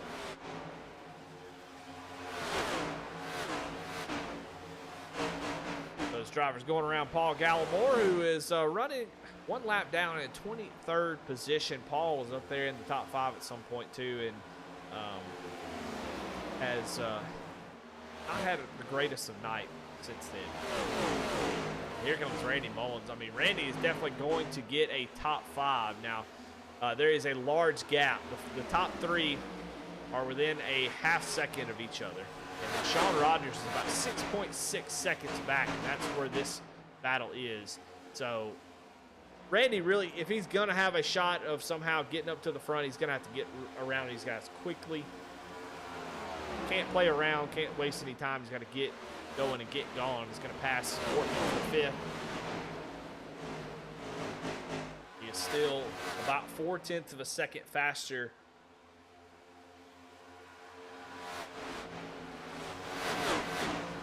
Faster than the leaders. He's now gained another second. Now he's going to have a lap car right in front of him. He doesn't want to lift, but going to have to lift just a little bit. That's loss of time. And, you know, you think, well, he needs to be careful about lap cars, blah, blah, blah. But when you're battling for every single 10th of a second, every single lap, that time lost is detrimental. But it keeps it going. Going to drive under Sean Rogers here. This is for 4th position. And now we're going to wait and see. They ran long. Alex Coffey up to 8th, but Randy Mullins has done a great job. When do those tires plateau? He's got 15 laps to do it. Can he run these guys down? He's going to have a bunch of clean air out in the front of that 54 machine. Oh, his caution is out. Doesn't matter now. Dean Motley brings out a caution here. I believe it was Dean Motley. He's slow on the backstretch. 15 laps to go. And now none of that matters. As in the long run doesn't matter. Now it's between you, God, and the throttle pedal. Let's go back and see what happened to Dean Motley that brought out this caution. Oh, I hate to see that caution, as it was going to be pretty entertaining. 22 up against the wall, and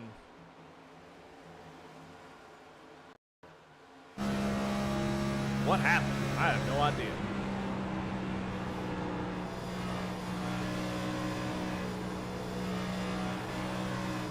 Just going to get loose off that outside, and you see the next gen does not allow you to catch up or catch a slide like that, and boy, once it does, I mean, that was a really hard hit to the inside wall. Well, everybody going to come down pit road for sure. 4 tires and fuel likely going to be the call. Will we see any two-tire calls? I don't know. I would be very interested to see if that would play out. I would be risk-averse and not do that.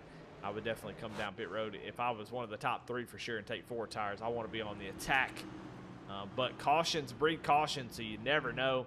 And who this really hurts, honestly, is Alex Coffey and Randy Mullins. I think will be okay, but Alex Coffey for sure it hurts because he was not able to complete the run after running long. John Kaltenbach takes 2 tires. Brandon Bikey, 2 tires. Matt Cox, 2 tires. Kyle Holden, 2. Alex Coffey, 2. Chris Davis, bit up front, going to take 4. Randy Mullins takes 4. Sean Rogers, 4. Wortman, 4. That's your top 10. Boy, it's going to get interesting. How important are those left side tires? That's what we're going to find out. Shane Davis, 27 laps on his tires. He's going to stay out, so no tires. How exciting.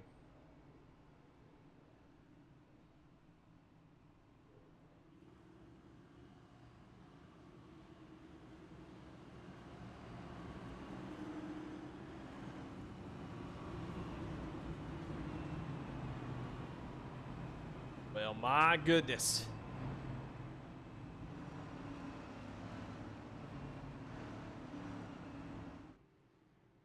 Lots of strategy calls here, and we're going to find out for sure what the right one was. So your first set of 4 tires is back in the 7th position with Chris Davis in that 29 machine. Came out of nowhere. We really didn't talk about him until that 3rd stage, and he came alive and really showed what he had. He'll roll off in 7th for this restart, assuming that Shane doesn't pit for some reason, which I don't think he's going to at this point. 4 tires. Is it enough to make it up to the front? We've seen in the next-gen car 2 tires can be pretty strong, especially in short runs like we're going to have. We're going to have about 10 laps to go once we go green. Is that going to be enough? 2 tires can change the handling a little bit, but we've seen it work on a lot of tracks.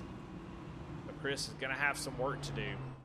And then up front, you got Shane Davis here with 28 lap old tires. He's done it before. We've seen him stay up front. He just, hoping for cautions, really. If we get a caution, these guys are going to be throwing it 3 wide. They're going to be trying to get all they can get. Cautions very likely in a situation like this. If you run any official race, if you get a caution with 10 laps to go, it's just caution all the way to the end. And 28 lap older tires doesn't mean squat if you're under caution. Right now he's leading laps, and it doesn't matter how good or bad his tires are. He is leading laps at the moment. So he is hoping for a good couple, 2 or 3 strings of cautions.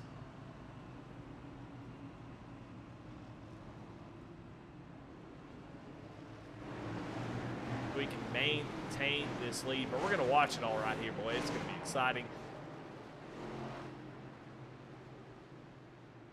If you're sitting down, stand up. Why are you sitting down? I mean, this is going to be intense. We got guys up here that we haven't seen in a while. Matt Cox, he's ready to make something happen. Shane Davis on old tires, but he has the lead. On old tires, it's fine if you can get the lead and you can get that jump that you need every single time. If he came out second, it would be really bad for him. But having the lead, having control of the restart, be able to get away quickly, that is super important for Shane. He can get out front, make those guys really have to work to get around him, and hope for cautions. He can come away with a victory for sure in that 79 machine. Sean Kaltenbach has been really fast on the quick, on a short run for sure. He's been able to drive up through folks like knife through butter. Brandon Bikey has been pretty much the best all-around car all night long. But, man, just doesn't matter now. It's going to be wild. It's all down to this. We're going to have 10 laps to go when we go green. Will we see green all the way, or will we have multiple cautions? I'll let you figure that one out. I got an idea what I think is going to happen. Here we go. Shane into the Geico restart zone. Gets a bump from Brandon Bikey. And I got to tell you, man, that was impressive. As Bikey all over the back bumper of Shane Davis, obviously teammates And I don't think that's what Shane wanted to see at all, because look at Bikey through turns 1 and 2, going to get the run off of 2. Down the back straightaway. Is he going to clear him? He is. Down into 3 and 4. Checks up just a little bit to get the run off, but the 79 going to fight, but not quite able to do it. Brandon Bikey takes over the lead. Sean Kaltenbach going to follow him. So those old tires not working like he wants to. Gonna fall back to third. Kyle Holden trying to get down to the inside. Here comes Matt Cox. Is it gonna be 3 wide? No, he pushes the 59 down into turn 3. Here come your fresh tires. Randy Mullins, Chris Davis, 4 tires back here. Do they have enough time as Brandon Bikey sets sail up front? That time by Sean Kaltenbach. They are running the fastest laps of the race right now. 29.233 for Sean Kaltenbach. That is about 6/100ths of a second faster. So he is definitely closing in on them. He even makes up a little bit of ground in 3 and 4. Can he make the pass? They're 3 wide back there. Shane Davis falling back outside the top 10. Sean Kaltenbach knows that he has to make the move now. He sets the fastest lap of the race, 29.0. They are screaming. Paul in the mail. He knows he has to make this pass now because a caution would screw it all up. Gonna get on the throttle around the outside. Can he make the spotter call? I don't think he can. Gonna have to lift just a little bit. Coming off the corner. 6 laps to go.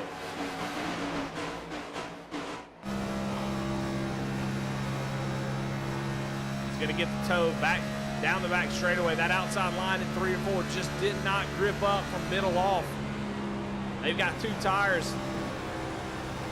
Should help the cars rotate quite a bit. Shane Davis is falling all the way back to 14th at this point on those older tires, so he was really hoping for a caution that never came. But these guys are screaming right now. Set the best laps of the race on this run here. And you can see Sean really struggling. That right front tire has gotten a little bit too hot, starting to fade a little bit as he's having to put more wheel into it from the middle off. Oh, a caution out.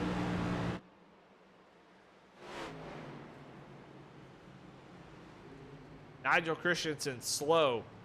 Shane Parrish also. Everybody's slow because we're slowing down for the caution. We'll see if we can figure out maybe what happened to the 17. Who is where I believe the caution came from. Let's see if we can go see what happened. Oh yeah, we can already see he's already had some sort of issue. Made contact with somebody.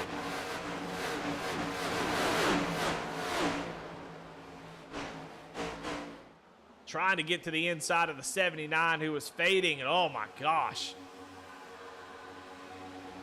Big contact.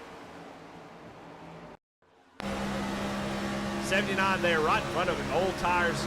He's trying to go with all the rest of the folks, gonna drive down, gonna make a little bit of contact with the apron there, gets him out of shape. When he does, gets loose, gets a little contact, overcorrects up into the wall, and somebody makes some heavy contact with him. That brings out the caution here. With just 5 laps to go, so we will be pretty darn close to a green-white checker once we go green. So I don't know if we'll get a natural one or an official green-white checker. We'll see.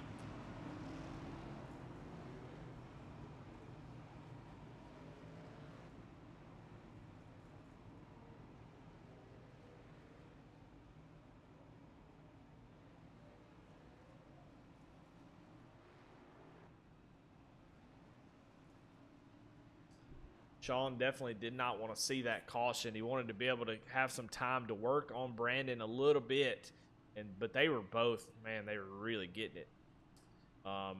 As far as who does this help, I'm not real sure. I think Brandon is still in the best position as the laps wind down. You don't have enough time to get the cars wound up, get them up to speed.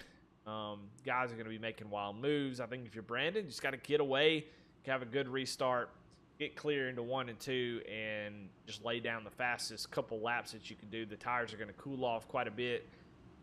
Gives you plenty of time under caution to get that thing gripped up. It'll likely stick as it goes down to 1 and 2. So if you're Sean, what do? I think you got to get.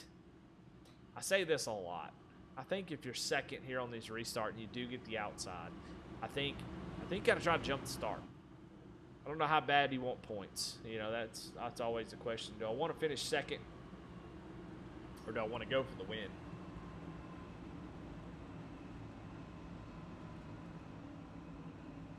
And Kaltenbach is not anywhere in the points top 20 as far as I can tell. So, I don't know. Seemed like I'd go for a win. Get up there beside him. Try to think where he might go, and just jump it. If you get the penalty, oh well. you made it worth it. If you do time it just right and you get the jump, you get side by side, I think you can make something happen. So I always want to see somebody just try it, just jump. Get a penalty, oh well. Looks like Brandon gonna take the outside here. That makes it a little bit tougher.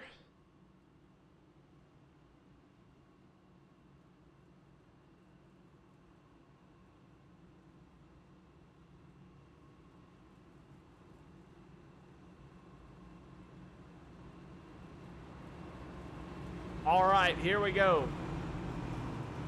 We're getting ready to take the 1 to go under this caution. As I think we're going to get a green, white, checkered. We'll see as they cross the line. I mean, Brandon has been incredible all race long.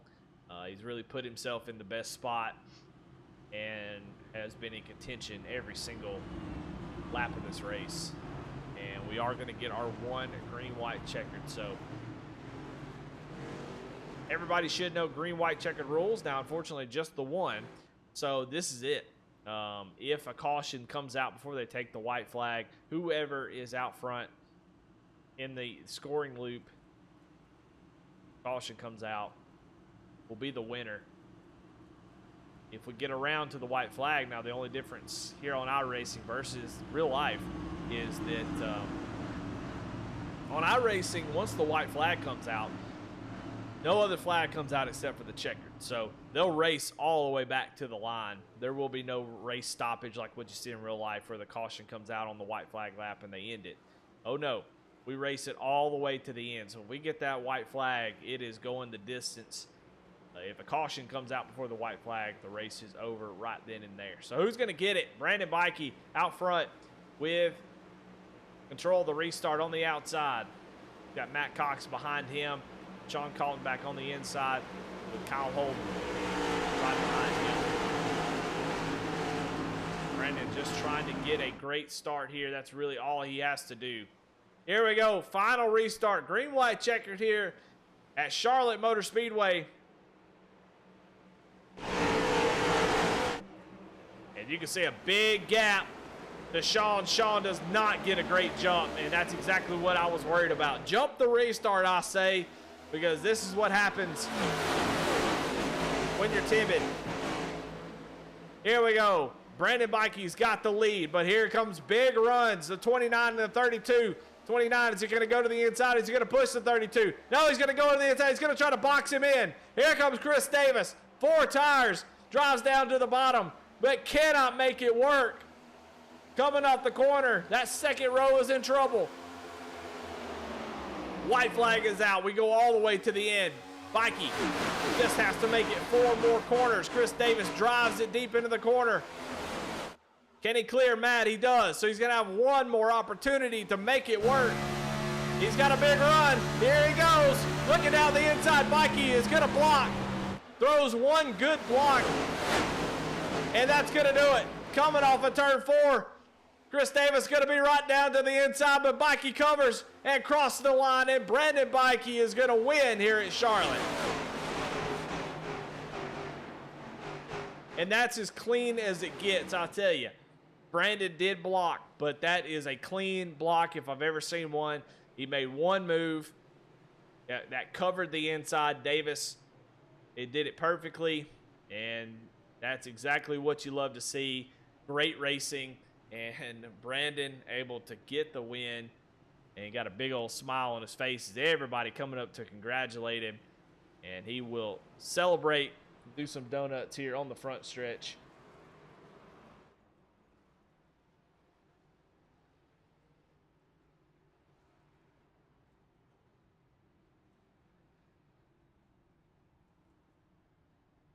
And there he is, celebrates. Your winner here tonight, Brandon Bikey, gonna go backwards. Gonna do donuts in reverse. I love to see it. Well, Brandon gets his second win of the season. He was able to get the victory at Kansas and has been able to get win number 2 here at Charlotte Motor Speedways. He's gonna drive around, celebrate by driving in reverse. That reverse gear just doesn't have a lot of teeth in it, does it? He's hey, but doing a good job. It's not easy to drive in reverse, that's for sure.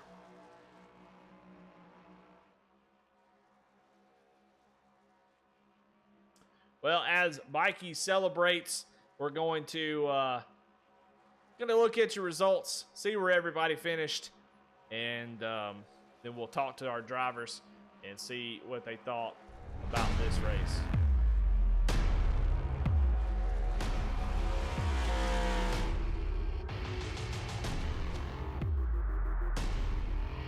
All right, here's your results. Brandon Bikey, Chris Davis, what a great, look at that, 24 lead changes here tonight.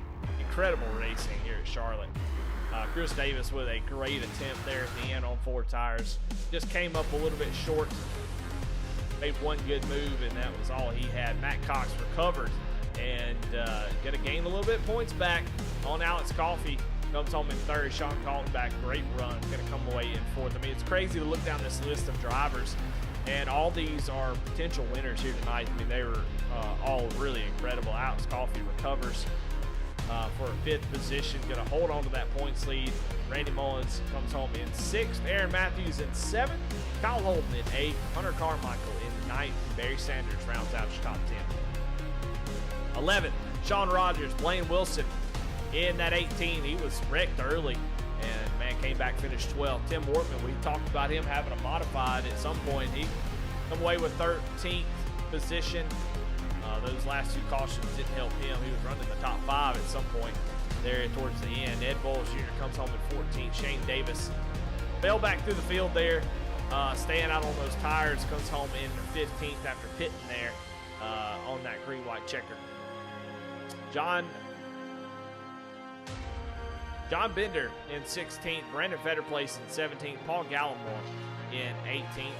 Justin Belmont in 19th. And Paul Whitley 21st, Andrew Nieder, and Nigel Christensen in 22nd. Everybody else, multiple laps down, having some tough races. Jared Clark in 23rd, Dean Motley in 24th. 25th, Johnny Shade, Warren Young in 26th. 27th, Shane Parrish, Nick King in 28th. And these drivers, after Nick King, all many laps down. Chad Sullivan, 29th, Jameson Middlemiss in 30th. Jeffrey Taylor in 31st. Nicholas Atwood, 32nd. Jordan Schmeets in 33rd. 34th is, well, everything's kind of messed up from here on out because all these drivers kind of quit out at the same time. Jordan Schmeets, Matt Midler, Casey Ryback, Garrett Crawford, Caden Orfrey, Matt Mackin, and Darren Mills, all right around there. Well, all right, well, let's talk to our winner, and let's get these interviews out of the way so these guys can go. They've been racing for about 2.5 hours, and so we'll see if we can get Brandon up into the waiting room. We'll get him right up in here. Brandon, this Eddie in the booth got a copy. Hey, Eddie, how you doing, man? Man, I'm doing good. The camera is cutting off top of half of your face, but there you go. Yeah, squat down a little bit. Now, man, congratulations. You had a really fast piece here tonight. That one machine. I mean, your internet connection was scaring the mess out of me. It was a little sketchy, but you were able to hang on to it, and you seemed like that you were one of the fastest cars all night long. You had the short run, you had the long run. Seemed like you had a well balanced car. Talk a little bit about that one machine and how it was driving. Yeah, like you said, it was well balanced. It drove great the whole run. I mean, I was super comfortable in the car. I raced a lot this last week in the A Open, so I knew what to expect. And then the week before, I spent the entire week building setup. So it was my first go at building a setup, and it turned out pretty good. So I was super comfortable in it, and there were some great cars out there. Though Sean was super fast, and Cox and Chris Davis was super fast too. So there was just, I mean, those were all my teammates as well. So love to see those guys running so well and being able to race for the win against those guys. So that was a lot of fun. It was a good ride. Yeah, we had a green flag cycle there at the end, which is always great to see. That's always just kind of separates the men from the boys. And you guys came in. There were three of you that kind of broke away after all that. And just tell me how much cat and mouse games are going on there. You guys, Chris Davis just kind of just popped out of nowhere there on that long run and really made you guys work for it and was really making some hay on the long run. But there, after you came down pit road, you came out together. How much cat and mouse games? Because I could definitely see your lap times were kind of all over the place.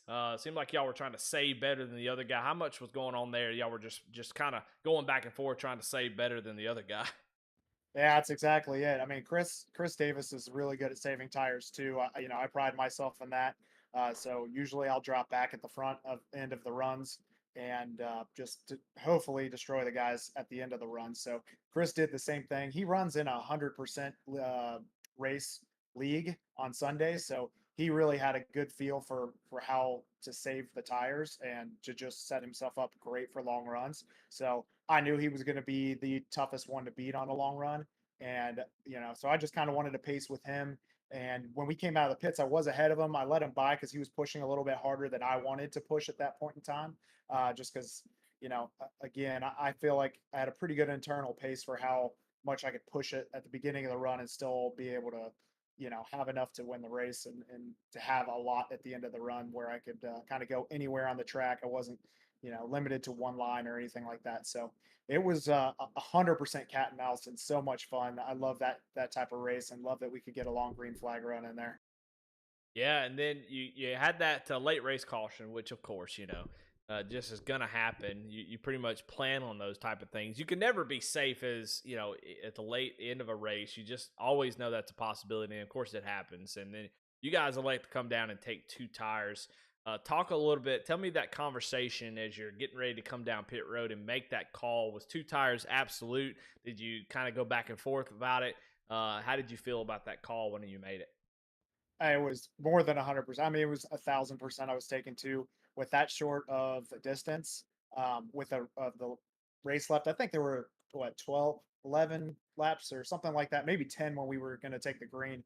And two tires are just for one, you ensure yourself one of the first couple drivers out of the pits, and then two, it's actually a little bit faster on two tires for the first couple laps because your left tires already have some temperature in it. So it was a no-brainer. That was what I was going to do. I did not think I would be able to get the win because Kaltenbach's setup was a little bit faster in the very short run. So I really was nervous about him, and it just kind of worked out that my other teammate Shane stayed out trying to uh, kind of just have a good finishing spot, and I was able to restart behind him in third, and he was able to dictate when we were going to take the green. So we were able to time it out pretty well and get out in front. And then I was able to get by him because he was on older tires. So, it's just kind of how it goes. It was definitely a lot of luck there. I don't think if Sean had been able to dictate the lead with the caution there with 10 laps to go, I don't think I'd been able to get by him. But, sometimes it goes your way, sometimes it doesn't. Just happened to go my way tonight. So very happy about it. Well, and I want to give you props. A lot of people think badly about blocks. It's sort of I don't know. Some people just don't like it, but I gotta say, man, that was the best legal block that you could do. It was very clean there at the end. Chris had a really nice run on you. Got a run down the back straightaway. You knew it was coming. You made a really nice clean block, and I think Chris would probably say the same thing. And I want to give you props. I really don't have a question about it. I just always like to say when people block, people think, oh, they blocked, but hey, that's a good move. You made one good move. Chris, took a shot at it. You blocked, and you were able to take the win. Surprised he didn't try to make a double move on it, but hey, clean block. That's all the option he had, and that got you the win. So I do want to give you props for that. I like to see clean racing like that, and a lot of respect up here at the front. That's for sure. So congratulations, Brandon, on a great win. That's your second on the season. You got a good little bit of momentum here as we're getting into the summer stretch. How do you feel about these 2 wins? Are you going to take your foot off the gas, or are you going to try to get more?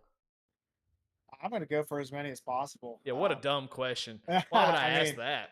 There's some tracks here that are coming up that I'm not a big fan of, Sonoma being one of them. So I will not be a big contender in that one just because I'm not going to spend my life wasting time trying to learn that track with these cars. Just don't like the setup of it. I like road cars on road courses. I do not like stock cars on road courses. They're just not fun for me. So, there's some tracks that I'm just going to kind of mail it in and just try to run a clean race and everything. But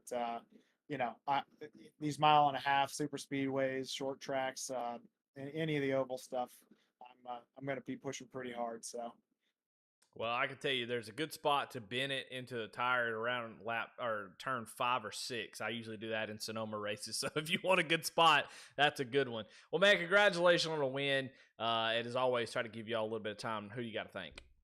Yeah, thank you. And thank you for the kind words about the clean block. Yeah, it was a top 4 for BMP racing. So I just love those guys. We're all, we really stress racing clean and racing hard.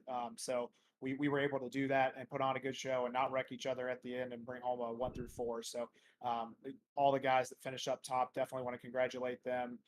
Chris, Cox, Kaltenbach, and then, all the guys, Kenny Coppola, he's the setup guru with BMP. So I want to thank him, Shane, my teammate, and then all the other guys. We've got a ton of them here, but this makes it fun. We're just a big group of friends that hang out every night, and we get to do this fun racing. So, definitely want to shout out to them. And then my family, I've got some family watching. Garrett, my wife, she supports me, Lindsay, and my dad watches a lot of these races. So I want to give a shout out to old Bryce. It's going to be his birthday in 2 days. So happy birthday, Dad. Love you.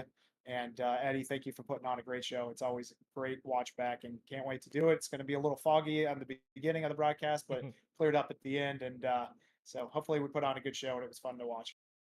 All right. Well, congratulations, Brandon, on the win. And we will move on to second place. And that was Chris Davis. Comes away with the second position. And, Chris, I will say we didn't talk about you much early on in the race, but there at the end, man, the end of that long run, you came alive in that 29 just out of nowhere. It actually surprised me. I think you broke my ticker at one point because it just like, what? Where did he come from? And you got up to the front, man, and you're making that long run speed. Man, talk about that 29 car, how it was driving. How were the first 2 stages for you? What you were trying to do during those stages? Yeah, the car was super good on a long run. I couldn't ask for a better car. But the first and second stage was just more survive. Almost didn't make it through that first stage, so thankfully didn't get hit too hard there. But it was just survive. Short run wasn't the greatest, so just take care of the tires, keep the heat out of them, and I mean, like I said, the end of the second stage or at that pit stop, it just came to life. I was running Brandon down. I think a few more laps, I could have probably passed him, but I wanted to try to get an early jump on him on the pit stop. And then, unfortunately, it was just too loose on the beginning of the run if I tried to push it hard. So I lost a little bit of time to him and Sean, but I, those two aren't, can't complain when I lose to them. Well, talk about the decision. I mean, the decision to take 4 versus 2. Brandon said he over 100%, which I'm not sure is possible, Chris, but he said over 100% his decision was to take 2 tires there at the end. You took 4. Walk me through that decision. I mean, obviously it was a fine decision because you had a shot at the win there in 3 and 4, but talk me through that decision as you were coming down pit road. I knew a lot of guys were going to take 2, but we had a pretty good gap built up with some lap cars in there. So ultimately, it was just I wanted 4, get the most grip I could out of the car. And like I said, I knew it was going to be loose on the short run, so I wasn't worried about that. And it fired off really well. I wish I could have got to the inside of Brandon a little bit quicker, but being teammates, I wasn't going to push the issue and wreck both of us. So I kind of rolled out of it a little bit sooner than what I wanted to, hoping I could wrap the bottom and get back underneath him coming to the line. But, Brandon's a great driver, so he ultimately got me off the corner. Yeah, well, I mean, it's still an incredible race. I mean, you did my style of racing, which is nobody talks about me in the first 2 stages, and then it's all about me in the final stage. And so you put on a great show. Really fun to watch. You guys work through that green flag cycle. You 3 sort of separated yourself from the whole field there. And that late race caution kind of made you work for it a little bit, but still come home with a 2nd place. Man, congratulations on that finish. And as always, who you got to thank? I got to thank Ram Welding and Fabrication. They came on as a sponsor here in the last 4 or 5 races. I haven't put on a good show for them, but finally got it up there. Got to thank Beast Mode. They're always helping and practicing with everything, getting these setups dialed in. I got to thank my brother Shane. He's out there racing with me, so that's always fun, and he helps out a ton. And you for that awesome broadcast. All right, well, there you have it. 2nd place finisher, Shane Davis. And then we will quickly get Matt Cox, who's been patiently waiting in the waiting room. Matt, man, you had a pretty good first part of the race and then kind of fell back through the field. Kind of I don't know if you got caught up in anything, but what happened there that you kind of got mired back in traffic for the middle part of that race? I just like making things hard on myself. You know how it is. But no, I had the dreaded 12.5 seconds of damage and wanted to get it fixed. Car still wasn't right. It still was a little bit looser than what I would like, but took 2 tires at the end and ended up getting a good finish, so can't complain. Yeah, you had, I mean, just a quiet day that ended up there at the end. I mean, you were able to work your way, back up through the field all but slowly. Now, you did, talk a little bit about points a little bit. You were tied going into to Darlington with Alex Coffey and then lost a ton during that race. Alex was able to claw back to the 5th position, but you gained a few points on him. Are you worried about points at all at this point, or is it just sort of out of your mind? Yeah, I couldn't tell you where I'm at in points, to be honest. I'm just out there having fun, honestly. I mean, we'll check it out here towards the end of the regular season, but I'm just going out there trying to have fun and hopefully get some more wins. But other than that, who cares? There you go. Well, I like it. Well, you got 2 wins. That makes it easy to not care for sure. And right. So, well, man, I'll tell you what, don't want to take any more of your time. You were patiently waiting, and it's been a long night. Congratulations on 3rd place finish, man. Able to get that back up towards the front at the end, complete the boomerang, and get back up towards the front. As always, man, who you got to thank? Any sponsor shout outs? Yeah, it's everybody at Beast Mode. We always have fun racing together. Brandon and Chris both had really fast cars, and I was actually trying to help Chris. I was hoping to have the opportunity to push him to a win. Unfortunate he didn't get it there. He's been fast all week. So, but yeah, everybody on the team and obviously the family and wife for letting me race on Wednesdays and not giving me too much hell. But yeah, good stuff. All right, well, there you have it. Matt Cox, your 3rd place finisher here tonight as he starts in 8th and comes home in 3rd. Well, all right, well, my goodness. Well, that was sure a whole lot of fun. And I want to thank Deez Lug Nut Podcast for their sponsorship of this Memorial Day race. It was a good one. It says remember and honor. I want to think about all those servicemen and women that have given their lives for our country and for our freedoms. It's a celebratory holiday, but it's Memorial Day is a solemn holiday where we think about those that have lost. I love being able to go back and think about, have these where everybody has paint schemes that are memorializing different servicemen and women. Just a great thing just to always keep those folks in our mind. It's easy to forget, and we don't want to do that. So thanks to Deez Lug Nut Podcast for their sponsorship of this race. And I want to thank OB Builders for their sponsorship of this Cup Series. I want to thank everybody involved, all the admins, Bradley, Cooper, and Adam Baker over at V-Speed. Hope y'all enjoyed the broadcast. We will see y'all next week as we take on Gateway Worldwide Tech 300. That'll be on June 5th. So come on out and check that out. That's going to be a lot of fun. We'll see you then. Y'all have a good night.